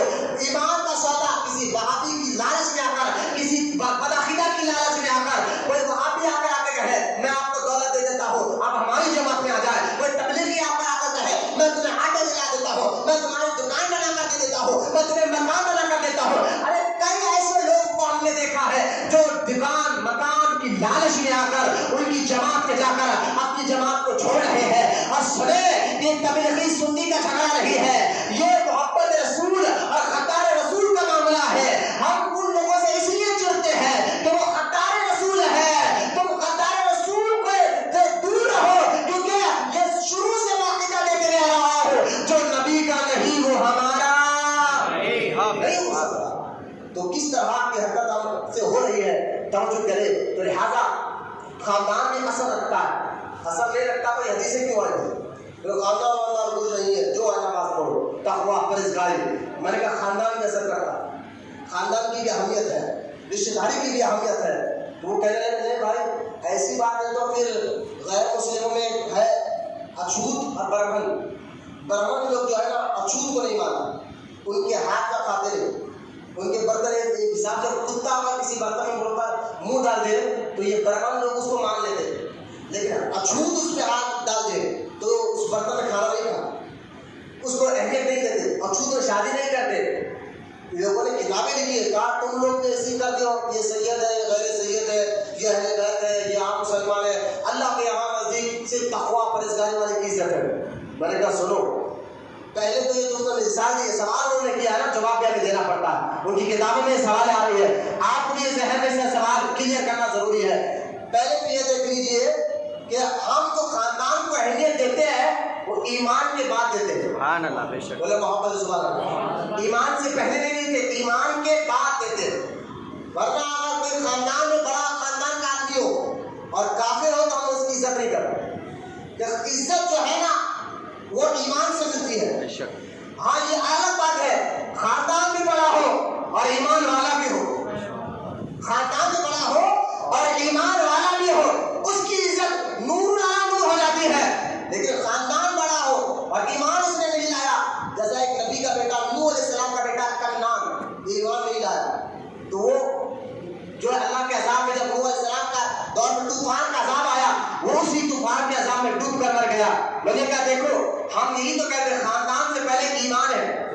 اللہ محمد سبحان اللہ، یہ بات یہ مسئلہ خاندان سے پہلے کیا ہے؟ ایمان ہے، ایمان ہے، ایمان کے بعد خاندان ساتھ دیتا ہے، بے شک خاندان دنیا اور آخرت میں ساتھ دیتا ہے، پہلے ایمان ہے۔ اس لیے ہم کہہ رہے ہیں اگر کوئی رشتے دار ہو، خاندان والے ہو اور ہو جائے وہابی، ہو جائے بدعقیدہ تو ان سے ملاقات مت کرو، ان سے رشتے داری مت رکھو۔ کہا حضرت خاندان ہے لے کر چلنا پڑتا ہے، میں نے کہا خاندان بعد میں ہے، ایمان پہلے۔ سبحان اللہ، سبحان ایمان پہلے ہے۔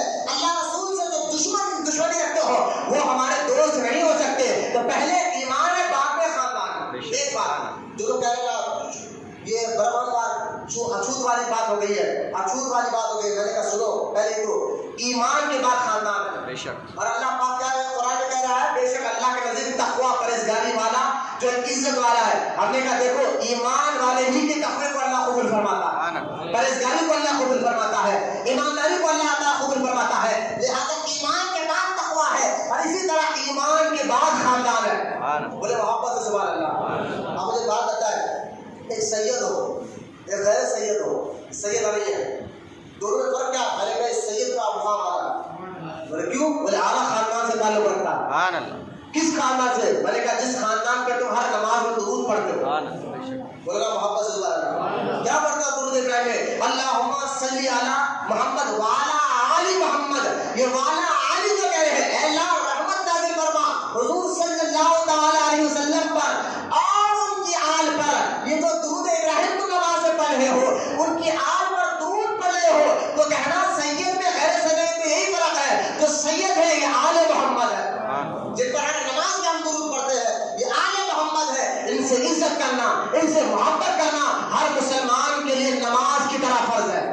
بولے محبت سے سبحان اللہ. آپ دیکھیں تھوڑی سی سستی اور کاہلیاں کرا رہی ہے تو ختم کر دیجیے. آپ اس طرح توجہ اپنے آپ سے سوال کریں یار ہم روٹیوں میں پہلوانوں کے ساتھ گھنٹوں بیٹھتے ہیں وہاں ہمیں کچھ بےچینی نظر نہیں آتی, اللہ کے گھر میں بیٹھے ہیں. یہ اپنے آپ سے سوال کریں انشاءاللہ شیطان اپنے جسم میں سے بھاگ جائے گا, سستی کو بنا دے گا. ہوٹل میں بیٹھنے کے لیے وقت ہے, فون میں گھنٹوں نکالنے کے لیے وقت ہے, لیڈروں کے ساتھ روٹی سود خوروں کے ساتھ بیٹھنے کے لیے وقت ہے. آپ اللہ کے گھر میں اور وہ بھی ذکر اہل بیت سن رہے, آپ بے چین کیوں ہو رہا؟ یہ اپنے آپ سے جواب میں انشاءاللہ سستی ختم ہو جائے گی, کیونکہ یہ جو بنیادی باتیں میں آپ کو بتانے جا رہا ہوں اس پر آپ کو توجہ دینا ضروری ہے. کہ آج ذہن بنا دیا جا رہا ہے کہ خاندان واندان کچھ نہیں ہے, نماز ہے. میں نے کہا خاندان سے پہلے ایمان کے بعد خاندان بھی ساتھ دیتا ہے, یہی تو بات آپ کو سمجھانا چاہتا ہوں. اور اچھوت کو ہم نہیں مانتے, یہ خیروں میں ہوتا, ہمارے مذہب اسلام میں یہ چیز نہیں ہے. کوئی چیز آپ کو سمجھانا چاہتا ہوں. دیکھیے آپ سید کو اس لیے ہم تعظیم کرتے ہیں, سید کا ادب اس لیے کرتے ہیں, وہ اعلیٰ خاندان سے تعلق رکھتا ہے, اوپر جو ایمان والا بھی ہے, ایمان والا بھی ہے, ایمان کے بعد ہم اس کا عزت کر رہے ہیں. تو لہٰذا ہاں ایک سید ہو یا غیر سید ہو تو سید کو حکم ہے کہ غیر سید کو گرا کرنا دیں. اگر آپ مجمع میں کوئی سید ہے تو غور سے رہے, اگر آپ سید ہے تو آپ کا مقام تو اعلیٰ ہے, لیکن آپ کو حکم کیا ہے اسلام میں, کسی غیر سید کو نیچے گرا کرنا دیں. بھلے میں سید تو اعلیٰ خاندان سے ہو, یہ تکبر ہوا نا, تکبر حرام ہے. تکبر نسب پہ فخر کرنا, بولے نا میں بہت خاندان سے رہا, انہوں کیا ہے, کسی کو گرا کر دیکھنا, کسی غیر سید کو گرا کر دیکھنا, کمتر سمجھنا, اس کی عزت نہیں کرنا, چلنا اس کو دیکھ کر. ایک سید کے لیے ایسا کام کرنا حرام ہے. میں کہا تم اعلیٰ خاندان سے ہو, تمہارا اخلاق بھی اعلیٰ ہونا چاہیے, تمہارا خاندان وہ اعلیٰ خاندان ہے. ارے اپنے تو اپنے غیر ان کے دربار میں آئے تو خالی بھی نہیں گئے, اور جو غیر ان کے دربار میں آتا ان کو دیکھ کر یہی تو کہتا تھا کہ آل محمد ایسے ہی ہوا کرتے ہیں. ان کی ذات, ان کے اخلاق, ان کا کردار ایسا تھا. اپنے تو اپنے غیر بھی ان کے اخلاق کو دیکھ کر اسلام قبول کرتے. کئی لوگوں نے غریب نواز کے صرف اخلاق کو دیکھ کر اسلام قبول کیا. غریب نواز کو کوئی کرامت نہیں دکھائی جو آپ کو نہیں بتا رہا. کئی لوگ اسلام جو غریب نواز کے ہاتھ میں قبول کرے, تو کئی لوگ ایسے ہیں جو صرف خواجہ غریب نواز کے اخلاق کو دیکھ کر, ان کی بات چیت کو دیکھ کر, ان کے انداز کو دیکھ کر کہا یار جو اسلام میں ایسے لوگ ہو اور جو جس کے خاندان کا بچہ ایسا ہو وہ اسلام بھی سچا, خاندان بھی سچا, صرف اخلاق کو دیکھ کر اسلام قبول کر لیے. تو میں سیدوں سے کہوں گا آپ اتنے اونچے خاندان سے تعلق رکھتے ہیں کہ اپنے تو اپنے غیر بھی آپ کو دیکھ کر دین کے قریب آ جاتا ہے, دین کے قریب آ, تو آپ کو عزت دینا چاہیے. اور جو سید رہی ہے وہ بھی سن لیں ان کے لیے کیا حکم ہے. اگر کسی سید رہی ہے لیکن وہ کسی سید سے چڑھتا ہو اور اس لیے چڑھتا ہو کہ سید ہے, وہ تو کافر ہی ہو جائے گا. بھائی وہ سید پر اللہ کا فضل ہوا ہے, اللہ نے اس کو سید خاندان میں پیدا کیا, اس میں خود کی مرضی کیا ہے, اللہ کا فضل اس پر ہوا ہے کہ سید خاندان میں وہ پیدا ہوا ہے. لیکن جو کوئی غیر سید ہے وہ بھی کان پر سن لے, کسی سید سے چڑھنا اور اس لیے چڑھنا کہ یہ سید ہے, اس لیے چڑھنا کہ یہ سید ہے, تو وہ کافر ہو جائے گا. ہاں یہ الگ بات ہے کہ ان سے اس لیے چڑھ رہا ہے, وہ ذاتیات کا مسئلہ ہے, وہ الگ بات ہے. تو لہذا ایک سید کو حکم ہے کہ کسی کو گھٹیا نہ سمجھے, اور ایک غیر سید کو حکم ہے کہ سید کی تعظیم اور عزت کرے. اس لیے خود اللہ کے رسول علیہ السلام فرماتے ہیں لوگوں اللہ سے محبت کرو کیونکہ اللہ تمہیں نعمتیں دیتا ہے. اس حدیث میں آپ کو پتہ ہے اللہ سے محبت کرو کہ اللہ تمہیں نعمتیں دیتا ہے, زندگی دینے والا اللہ, موت دینے والا اللہ, صحت دینے والا اللہ. سرکار فرماتے ہیں اللہ سے محبت کرو, اللہ تمہیں نعمتیں دیتا ہے. پھر آگے سرکار ارشاد فرماتے ہیں مجھ سے محبت کرو, میں اللہ کا رسول ہوں. اللہ سے محبت کرو اس کے نعمتوں کے خاطر, اور مجھ سے محبت کرو اللہ کے خاطر کہ میں اسی رب کا رسول ہوں جس رب سے تم محبت کرتے ہو. اور سرکار فرماتے ہیں میرے گھر والوں سے بھی محبت کرو, وہ اس لیے کہ وہ میرے خاطر, کہ وہ میرے خاندان والے ہیں, میری اولاد ہے. تو سیدوں سے محبت کرنا, سیدوں کی تعظیم کرنا, سرکار فرماتے ہیں وہ اس نے جس نے سیدوں سے نبی کی اہل بیت سے محبت کی, اس نے سرکار سے محبت کی, اور جس نے حضور سے محبت کی اس نے اللہ سے محبت کی, اور جس نے اللہ سے محبت کی اللہ تعالیٰ اس کو جنت میں داخل فرماتا ہے. تو اہل بیت سے محبت کرنا جو حضور سے, اور اسی کے دل میں محبت اہل بیت ہوگی جس کے دل میں حضور سے محبت ہوگا. جو حضور سے واقعی عشق کرتا ہوگا وہی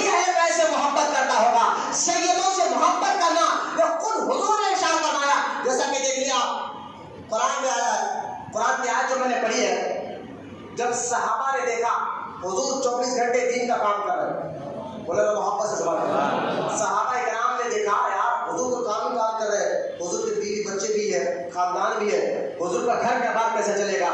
لہذا انہوں نے کیا کیا، آپس میں بات کر کر کچھ سونا چاندی پیسہ کا ڈھیر حضور کے گھر کے سامنے لگا رکھ دیا۔ حضور باہر آئے اور جب دیکھا گھر کے سامنے سونا چاندی پیسہ رکھا ہوا ہے، حضور نے سمجھ کیا ہے؟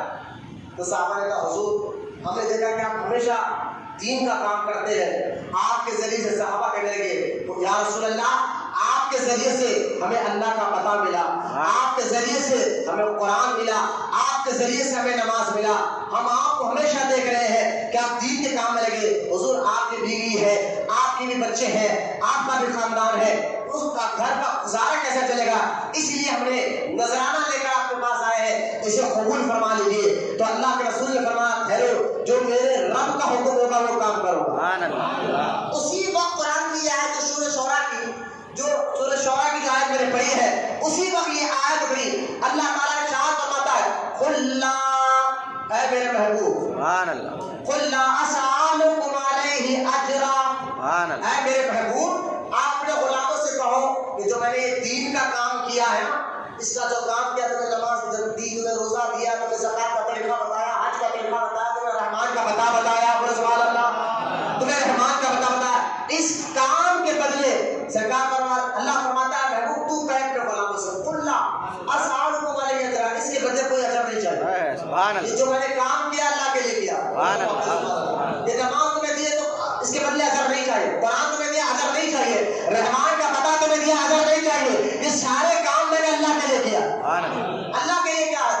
ہاں لیکن اللہ فرماتا ہے محبوب یہ جو غلام کے دروازے پر آئے ہیں نا، ان کی نیت اچھی ہے، ان کی سوچ اچھی ہے، ان کا ذہن پاک ہے، دل پاک ہے، وہ تیری خدمت کرنا چاہتے ہیں، تجھے خوش کرنا چاہتے ہیں، کیونکہ وہ جانتے ہیں رسول خوش ہوتا اللہ بھی خوش ہوتا ہے، تو لہٰذا محبوب نیت ان کی اچھی ہے، خوش کرنے کے لیے آئے ہیں، ان کو تو کہتے کہ قل لا اسألکم علیہ اجرا، اس کے بدلے تو اجر تو نہیں چاہیے، لیکن نیت اچھی، اللہ قدر کا مگر سنو الا المودۃ فی القربى، اگر مجھے خوش کرنا ہی چاہتے ہو مال و دولت سے نہیں، اے محبوب تو کہہ دے الا المودۃ فی القربى، وہ تیرے خاندان سے محبت کرے،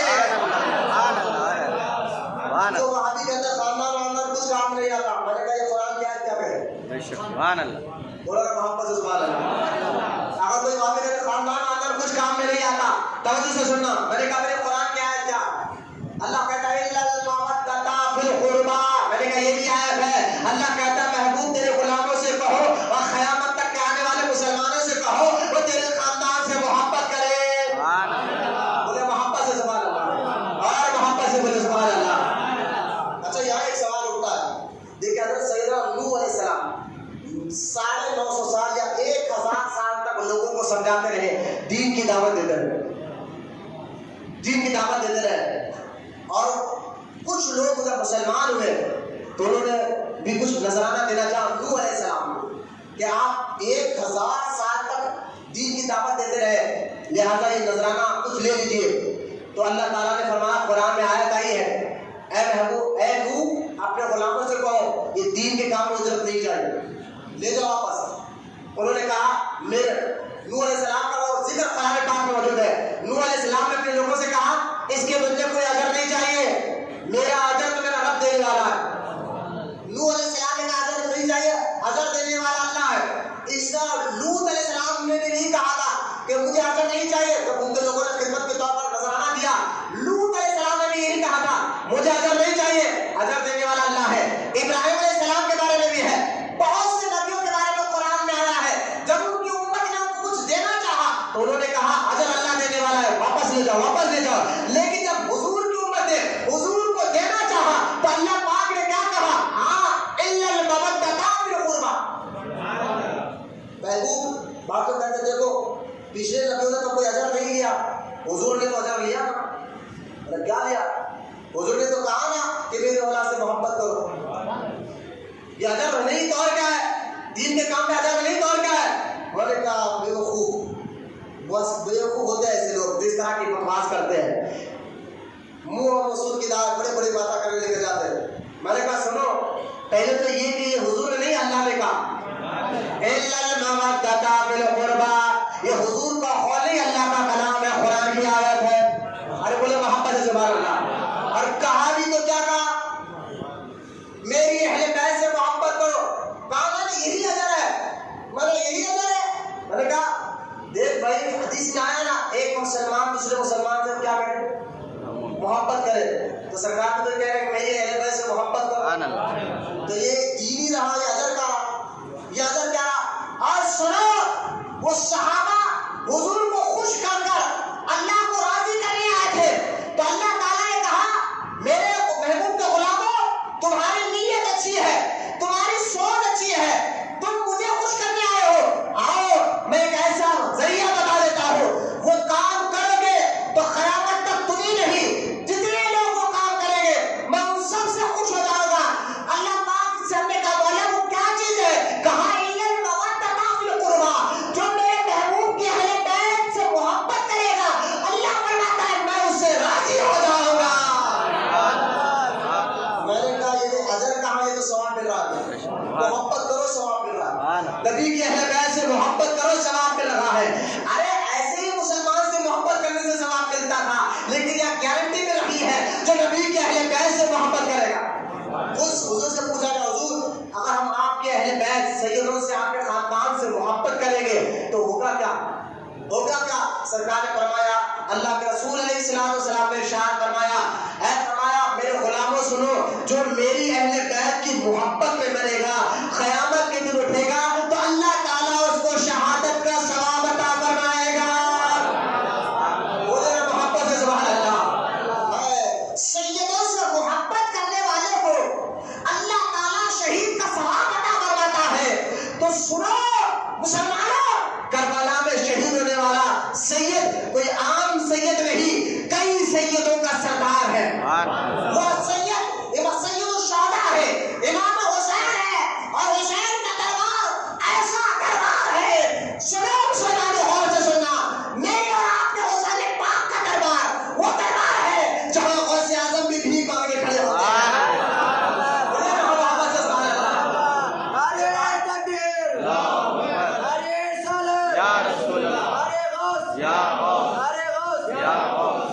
इमाम हुसैन का दरबार ऐसा दरबार है, अल्लाह अल्लाह की कसम उठाकर कह रहा हूं, जहां गौसे आजम मांगते हैं।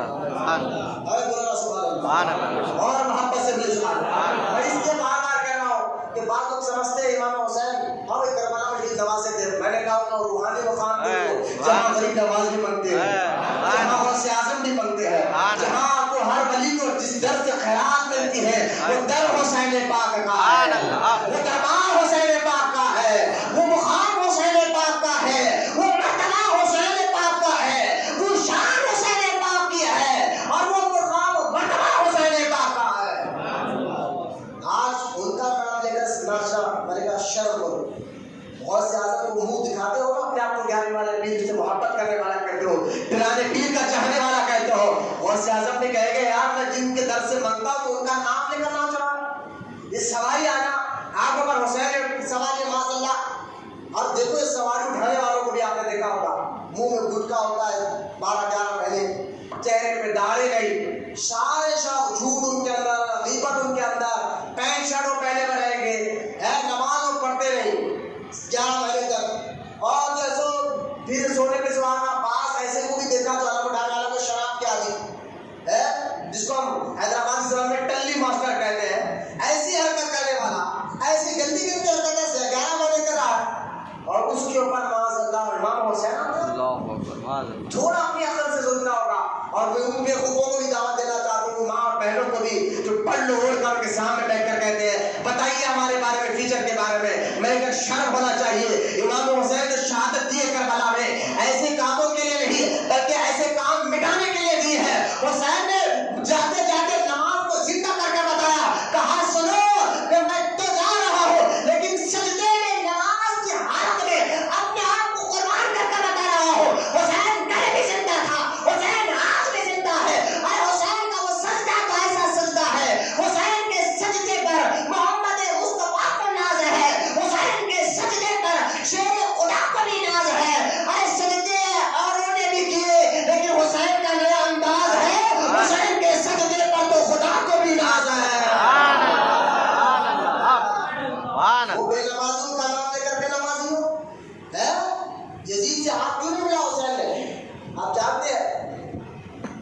यजीद बाप जब तक इनका जिंदा था अमीर मुआविया, यजीद शरीफ बन बैठा था, लेकिन हज का मौका था, यजीद हज के लिए गया हुआ था। इमाम हुसैन को मालूम हुआ, ये तब की बात है जब उनके वालिद जिंदा थे अमीर मुआविया, सहाबी रसूल है, बोले रज़ी अल्लाह तआला अन्हु, उनके बाप जन्नती है, सहाबी रसूल है, उन पर कोई लफ्ज़ नहीं बोले। यजीद का वालिद हज़रत सैयदना अमीर मुआविया रज़ी अल्लाह तआला अन्हु सहाबी है, और कुरान कहता है महबूब सारे तेरे सहाबा से नाराज़ी हो गया, बस अब कोई मौली गया, कोई कुछ गया, हमने कहा नहीं। और अमीर मुआविया वो जिसे इमाम हसन ने सुलह कर लिया था, बात सैयदना अमीर मुआविया को गालियां दे रहे हैं। मैंने कहा शर्म करो, आप सादात सैयद है, सैयद होकर अमीर मुआविया को गाली देते हो, जबकि सैयदों के सरदार इमाम हसन ने तो उनसे मुलाकात की, उनसे सुलह किया, उनको हुकूमत दी है। इस पर अपनी बात को लेके तो अलग हो जाएगी, लेकिन सुनिए अमीर मुआविया के जाने के बाद यजीद खुला बुरा करने लगा, लेकिन उनकी जिंदगी में छुप कर करता था, फासिक नहीं था, छुप कर बुरा करता था। जब एक हज के लिए आया तो इमाम हुसैन को मालूम हुआ कि अमीर मुआविया का बेटा हज के लिए आया है, तो ये इमाम हुसैन ने चलो यार अमीर मुआविया का बेटा मिलना चाहिए, मुलाकात करना चाहिए। इमाम हुसैन उस जगह के जहाँ यजीद बैठा था, कब की बात है, करबला की जंग से पहले की बात है, अमीर मुआविया की जिंदगी की बात है, अभी से यजीद की गंदगी लोगों के सामने जाहिर नहीं होती, तब की बात है। आप इमाम हुसैन से मुलाकात के लिए गए, और जब मुलाकात के लिए गए दरवाजा खटखटाया, दरवाजा खोला, हज का सफर में यजीद लेकर गया, हज के सफर में दरवाजा खोला, खुलते ही आपने देखा कि यजीद के हाथ में प्याला है और उसके अंदर से शराब की बू आ रही है, या शराब की बू आ रही है। इमाम हुसैन ने कहा यजीद हज के मौके पर आए हो, हज के इरादे से आओ, और ऐसे मौके पर भी कोई शराब पीता हो? आज देखें कितना बड़ा भी शराबी हो, कभी आपने सुना कि हज करने गया वहां पर भी शराब पी रहा हो? आज एक आम मुसलमान अगर शराबी हो ना, जहां जाना चाहता है, यजीद कितना बदबख्त है, हज के सफर में शराब पी रहा। इमाम हुसैन ने कहा यजीद शराब नहीं पीते हो? कहा हुसैन शराब नहीं है, यमन की ओरिजिनल शरबत है, ये शराब नहीं शरबत है। इमाम हुसैन ने कहा शर्म करो यजीद, कि शरबत और शराब मुझे खराब में से नहीं होता, तो ये यजीद शराबी था। आज हुसैन का नाम लेकर नाचने वाले तो शराब पीता, शराब नहीं आती, यजीद का हरकतें कर रहा है। इसलिए मैं बार बार कह रहा हूँ, करबला की जो जंग थी वो कैरेक्टर की जंग थी। यजीद की कैरेक्टर देखें, यजीद की मिजाज देखें, यजीद के गंदे काम देख लीजिए, और हुसैन पाक की मिजाज देखें, हुसैन पाक का कैरेक्टर देखिए। अरे जिनके ऊपर कुरान उतर रहा हो, कुरान की आयत उतर रही हो, कुरान जिनको पाक कह रहा हो, कुरान जिनकी तारीफ कर रहा हो, हदीस में सरकार फरमाते हैं हुसैन मुझसे है, मैं हुसैन से हूं। अरे बोला मोहब्बत से सुभान अल्लाह, हुसैन मुझसे है, मैं हुसैन से हूं। हुसैन का मुकाम और मर्तबा क्या होगा, शान और विलायत क्या होगा? जब इमाम हुसैन 5 शाबान को पैदा हो, मैं इमाम हसन इमाम हुसैन की बात कर रहा हूँ, हज़रत अली रज़ी अल्लाह तआला अन्हु के 4 बेटे, 3 बेटे एक बेटी थी, बीवी फातिमा से, याद रखिए, इमाम हसन, इमाम हुसैन और इमाम सैयदना मोहसिन, और ये मोहसिन जो है ना बचपन में पर्दा फरमा गए, इंतकाल हो गया था। और सैयदा उम्मे कुलसुम, ये इमाम हज़रत अली की बेटी, बीवी फातिमा की बेटी, बोला मोहम्मद सुभान अल्लाह, सैयदा उम्मे कुलसुम नाम अली की बेटी है, बीवी फातिमा से। और याद रखें जब तक बीवी फातिमा जिंदा रही, हज़रत अली ने दूसरी शादी नहीं की, सिर्फ इसलिए कि सरकार ने कहा था जिसने फातिमा को तकलीफ दी उसने मुझे तकलीफ, सिर्फ इसलिए कि दूसरी शादी से नहीं, फातिमा को तकलीफ ना हो, दिल को तकलीफ ना पहुंचे, इसलिए सारी जिंदगी हज़रत अली ने बीवी फातिमा की जिंदगी में दूसरा निकाह नहीं किया। क्योंकि फातिमा को, कौन फातिमा जिनके बारे में हुजूर कह रहे हैं फातिमा मेरा बुग़्ज़ा है, बुग़्ज़ा क्या है, जिगर का टुकड़ा क्या है? अरे यहाँ जिगर जहाँ पर खून होता है, जिगर के अंदर जो खून होता है ना उसको बुग़्ज़ा कहते हैं, बुग़्ज़ा कहते हैं। अब पूछो डॉक्टरों से, पूछो आप मेडिसिन में जो तिब्बियात में मालूमात कर रखते हैं, डॉक्टरों से पूछो आप, ये जिगर का खून अगर निकल जाए बंदे का, वो बंदा मर जाता है। वो जिगर के खून के अंदर, जो जिगर के अंदर खून होता है उसी से बंदे की जान होती है, और जिगर का खून निकल जाए बंदा की रूह निकल जाती है, मर जाता है। सरकार क्या फरमाते हैं, फातिमा मेरा बुग़्ज़ा है, बोले यार मोहब्बत से सुभान अल्लाह, अरे फातिमा मेरा बुग़्ज़ा है। और बीबी फातिमा वो है जिनको देखकर जब भी बीबी फातिमा سبحان سرکار کو دے کر کھڑے ہو سبحان جاتے اللہ سبحان اللہ سبحان اللہ کھڑے ہو جاتے تھے. اور یہ کون بات کر رہی ہے؟ اما عائشہ صدیقہ ہے. سبحان میں نے دیکھا جب بھی حضور کے پاس فاطمہ آتی تھی. سبحان اللہ سبحان اللہ. آج شیعہ اما عائشہ کو گالیاں دیتے ہیں. میں نے کہا شرم کرو. اما عائشہ تو فاطمہ کی فضیلت کو بیان کر رہی ہے. اور اما عائشہ صدیقہ کہتی ہے حضور کی طرف چلنے میں، حضور کی طرف بات کرنے میں، حضور کی طرف بیٹھنے میں، حضور کی طرح اٹھنے میں، حضور کی طرح چلنے پھرنے اٹھنے بیٹھنے باچے میں اگر کوئی ہو بہو تھا تو بی بی فاطمہ. سبحان اللہ سبحان اللہ سبحان اللہ. بی بی فاطمہ تھی. ان کو دیکھ کر جب بھی حضور کے پاس بی بی فاطمہ آتی ہے حضور ان کو دیکھ کر کھڑے ہو جاتے. سبحان اللہ سبحان اللہ. ان کو دیکھ کر کھڑے ہو جاتے اور ان کا ہاتھ چوم کر اپنی جگہ بٹھاتے. سبحان اللہ. اور جب بھی حضور ان کے گھر جاتے تو خاتون جیسے ان کو دیکھ کر کھڑے ہو جاتے. سبحان اللہ. یہ کھڑے ہو جاتی ہے تو ان کو اپنی جگہ بٹھا دیتی. وہ فاطمہ جن کے ماں ایسی ہو، جن کے والد علی ہو، ان کی بیٹی ام کلثوم. سبحان اللہ. سبحان اللہ. اب مجھے ایک بات بتائیے، اگر آپ کی بیٹی ہو، آپ اپنی بیٹی کو دشمن کی بیٹی کو دیں گے؟ نہیں دے آپ کو کوئی دشمن ہو اس کے بیٹے کے ساتھ آپ کی بیٹی کا آپ نکاح کریں گے؟ نہیں کر. آپ اپنے اصلی طور پر کہیں گے نہیں مولانا جو ہمارا دشمن ہو ہم اس کے گھر اپنی بیٹی کیوں دیں؟ ہم اس کو نہیں دیں گے. تو یہ شیعہ کہتے ہیں حضرت علی اور عمر میں لڑائی تھی، دشمن تھے ایک دوسرے کے. میں نے کہا شرم ہونا چاہیے تمہیں بولنے سے پہلے جھوٹ. خود سیدنا عمر ابن خطاب نے حضرت علی سے کہا تھا علی میں تیری بیٹی سے نکاح کرنا چاہتا ہوں. ارے مجھے محبت ہے. سبحان اللہ. تو حضرت علی نے کہا میری بیٹی کی عمر ابھی کم ہے، عمر میں کیسے دے دوں؟ حضرت عمر ممبر پہ کھڑے ہوئے اور کہا لوگوں سنو، خدا کی عزت و جلال کی قسم میں علی کی بیٹی سے نکاح دنیا کی خواہشات کے لیے نہیں بلکہ اس لیے کرنا چاہتا ہوں. حضرت عمر کہتے ہیں میں نے اپنے کان سے سنا ہے قیامت کا دن ہوگا، ماں باپ رشتے داری ٹوٹ جائے گی، لیکن سرکار فرماتے ہیں قیامت کے دن میرا رشتہ باقی رہے گا، میرا رشتہ باقی رہے گا. عمر چاہتا اس لیے ہے کہ علی تیری بیٹی سے نکاح کر کر قیامت کے دن حضور کے رشتے کے ساتھ جڑا رہا ہوں.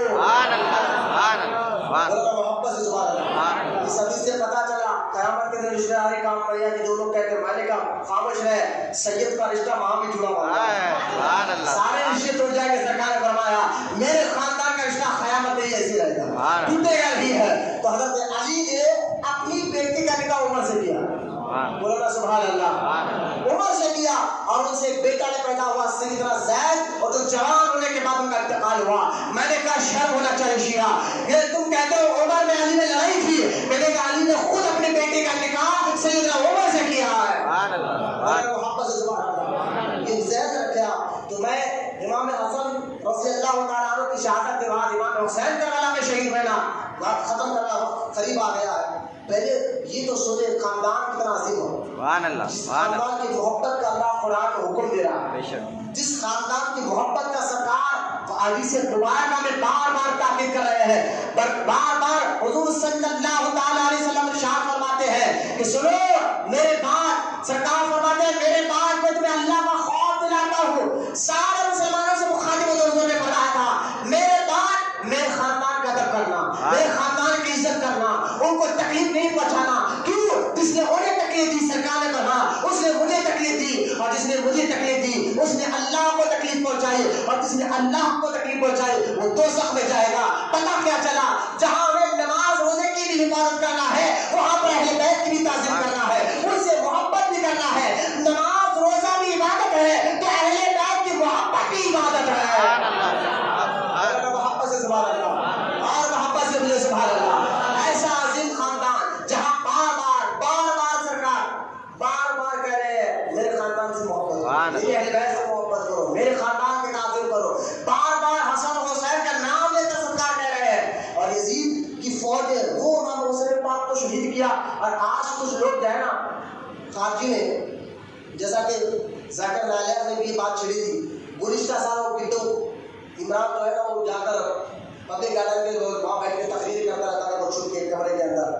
گزشتہ سال یعقوب بن حسین بھی گڑبڑی کی تھی نا، یزید کو جنت دکھا تھا. صبر کر بولے معاذ اللہ. یزید جیسا بدبخت جو حسین پاک کو شہید کرنے والا امام حسین کیا ہے؟ میں نے کہا ایمان ہے۔ بے شک بولا سبحان اللہ، ایمان ہے نا، اہل بیت ایمان ہے۔ بے شک جہاں نماز ایمان کا حصہ ہے تو یہ بھی تو ایمان کا حصہ ہے۔ سبحان اللہ ان کو قتل کرنے والا یزید، اگر آپ کو کوئی ایسی سرفرے مل جائے نا باہر گیا یزید جنتی ہے، یزید بھی جنت میں جائے گا، تو میں آپ لوگوں میں یہ ایک بات کو چل پہ ٹھیک ہے، دعا کے لیے ہاتھ اٹھا، تو بھی دعا کر، میں بھی دعا کرتا ہوں، اے اللہ جب یہ مرے گا تو قیامت کے لیے اٹھے گا تو یزید کے ساتھ اٹھا، بے شک آمین اس کا رب اتر جائے گا۔ بولا رب نہیں اتر رہا، یہ کیا دعا کر رہا ہے؟ تو خود بولا نا یزید جنتی ہے، تو دعا کرو یزید کے ساتھ اٹھو، بے شک اور ہم یا اللہ ہم حسینی ہے، قیامت کے لیے حسین کے جھنڈے کے سائے اٹھا۔ آمین آمین سبحان اللہ اتنا یزید سے محبت ہے نا بیٹا تو دعا کر لے، اگر اتنی محبت ہے تو بیٹے کا نام یزید رکھ لے۔ بے شک کوئی رکھا آدمی حسین کو یزید کو جنتی بولنے والا آج تک کسی نے سنا بیٹے کا نام یزید رکھا ہو، پوتے کا نام، نواسے کا نام؟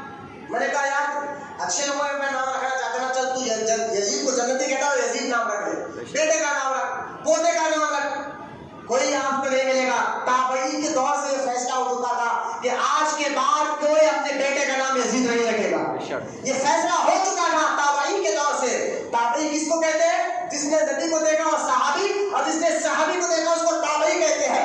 تابعین کے دور سے یہ فیصلہ ہو چکا تھا کہ آج کے بعد کوئی اپنی اولاد کا نام یزید نہیں رکھے گا، اور حسین تو آپ کو ہر گھر میں حسین ملے گا، ہر بچے کے نام حسین ملے گا، کوئی سید حسین ہے، کوئی غلام حسین ہے، کوئی شیخ حسین ہے، تو کوئی محمد حسین ہے، اور آپ اس بات میں دیکھتے ہیں ان کا نام بھی حسین بن احمد شہید علیہ السلام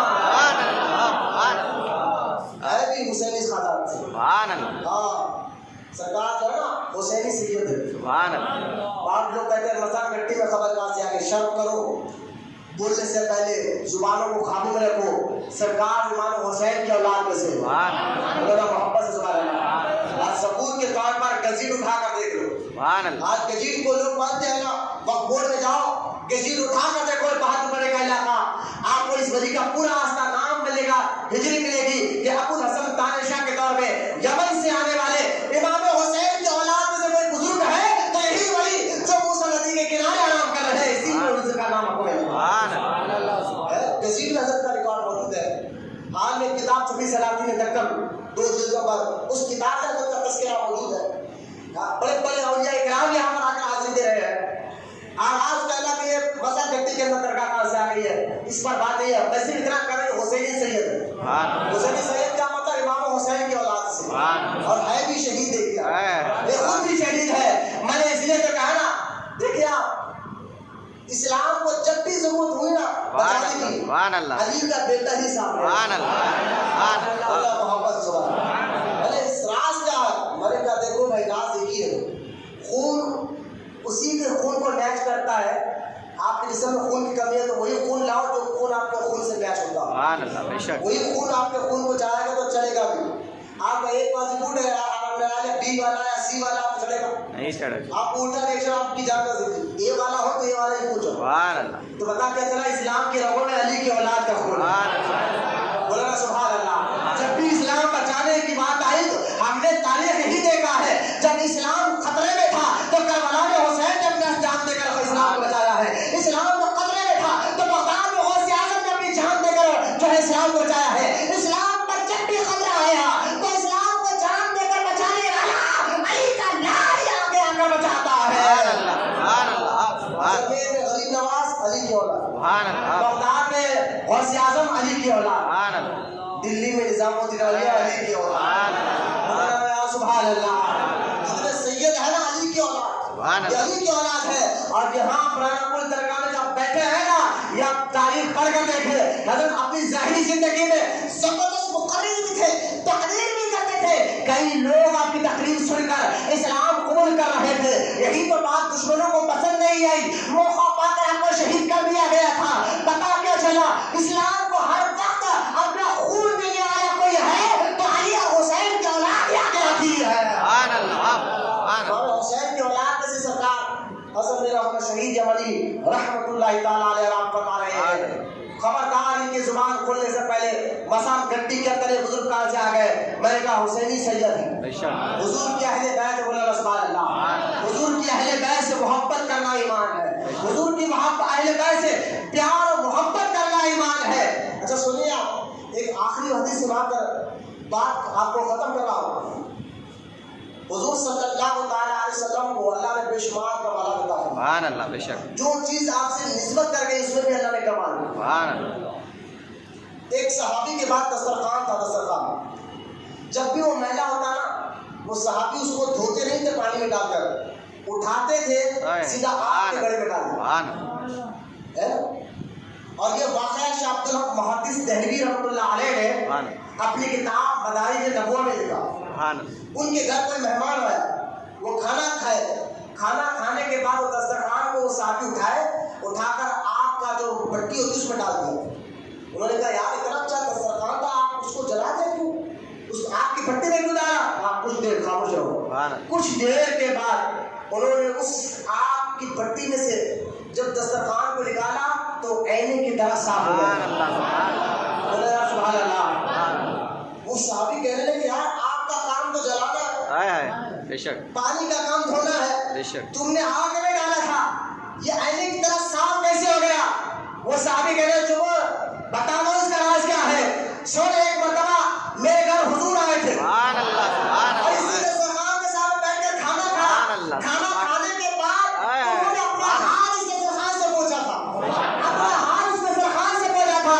بس جب سے میں نے اس پر غور کیا نہ اس پر آگ اثر کرتی ہے نہ آگ ڈالو تو بلکہ یہ جلتا نہیں اینے کی طرح صاف ہو جاتا ہے.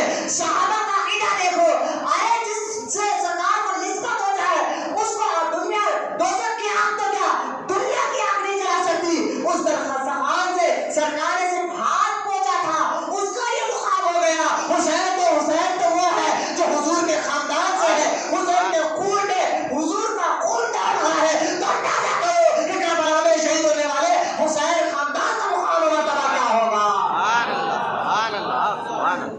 سرکار سے نسبت.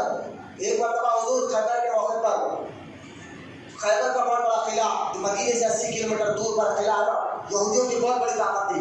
سرکار کو فتح کرنے گئے تو یہودی عورت نے کہا حضور آئیے گھر میں دعوت کر رہی ہو چھوٹی سی آئی. سرکار نے دعوت کو قبول فرمایا. گئے اپنے غلام کو لے کر, وہ عورت دعوت کر رہی, گوشت کے اندر زہر ملا گیا. زہر اتنا خطرناک